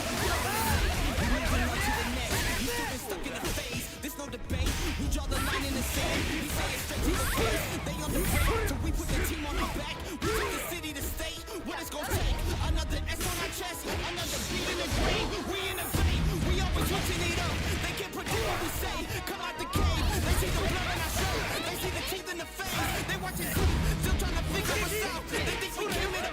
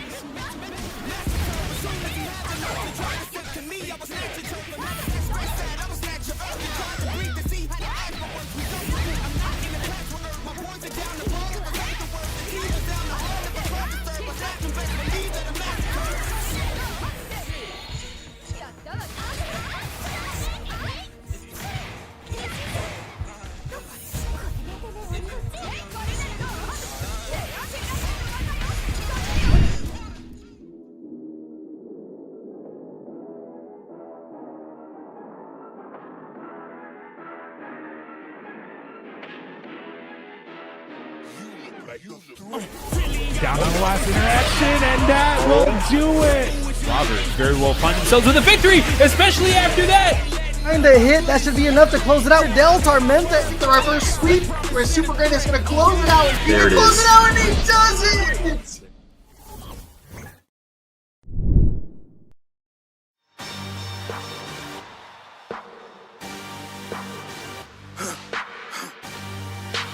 For the victory lap though. Whoa, whoa. They ain't never seen nothing like this before. Lit the room when I came through the front door. Ask me if I stress overcome, what for? Train in the trees, please pardon my sycamore. Touch burning sands, cross lands and stormy shore seasons in the year, yeah. Ain't no challenge for champions and chain no fear. Yup, the champ is here, switch gears. We're keeping haters in the rear. At the blood, sweat, and tears, and my goal so near. I see my victory so clear. I see my victory so clear. And today, we break through. And today, we break through. And today, we break through. And today, we break through. And today, we break through. And today, we break through. And today, we break through. I know it's lonely at the top, but that's not by speculation. But the position that I got, I climb too high to fall, but too hard to drop. Stop clocks on the speed bag. Every out under pressure, no jet lag. This is greater than trophies and saluted flags. Titles of fame, the cost is paid. Yay, I carried the cross I made. Deal with the dealer, baby, the hand was played. New level, next stage. Learn to lead it to legend. Now tell me what's my next stage, yeah. I said the champ is here, switch gears. We keeping haters in the rear. At the blood, sweat, and tears, and my goal so near. I see my victory so clear.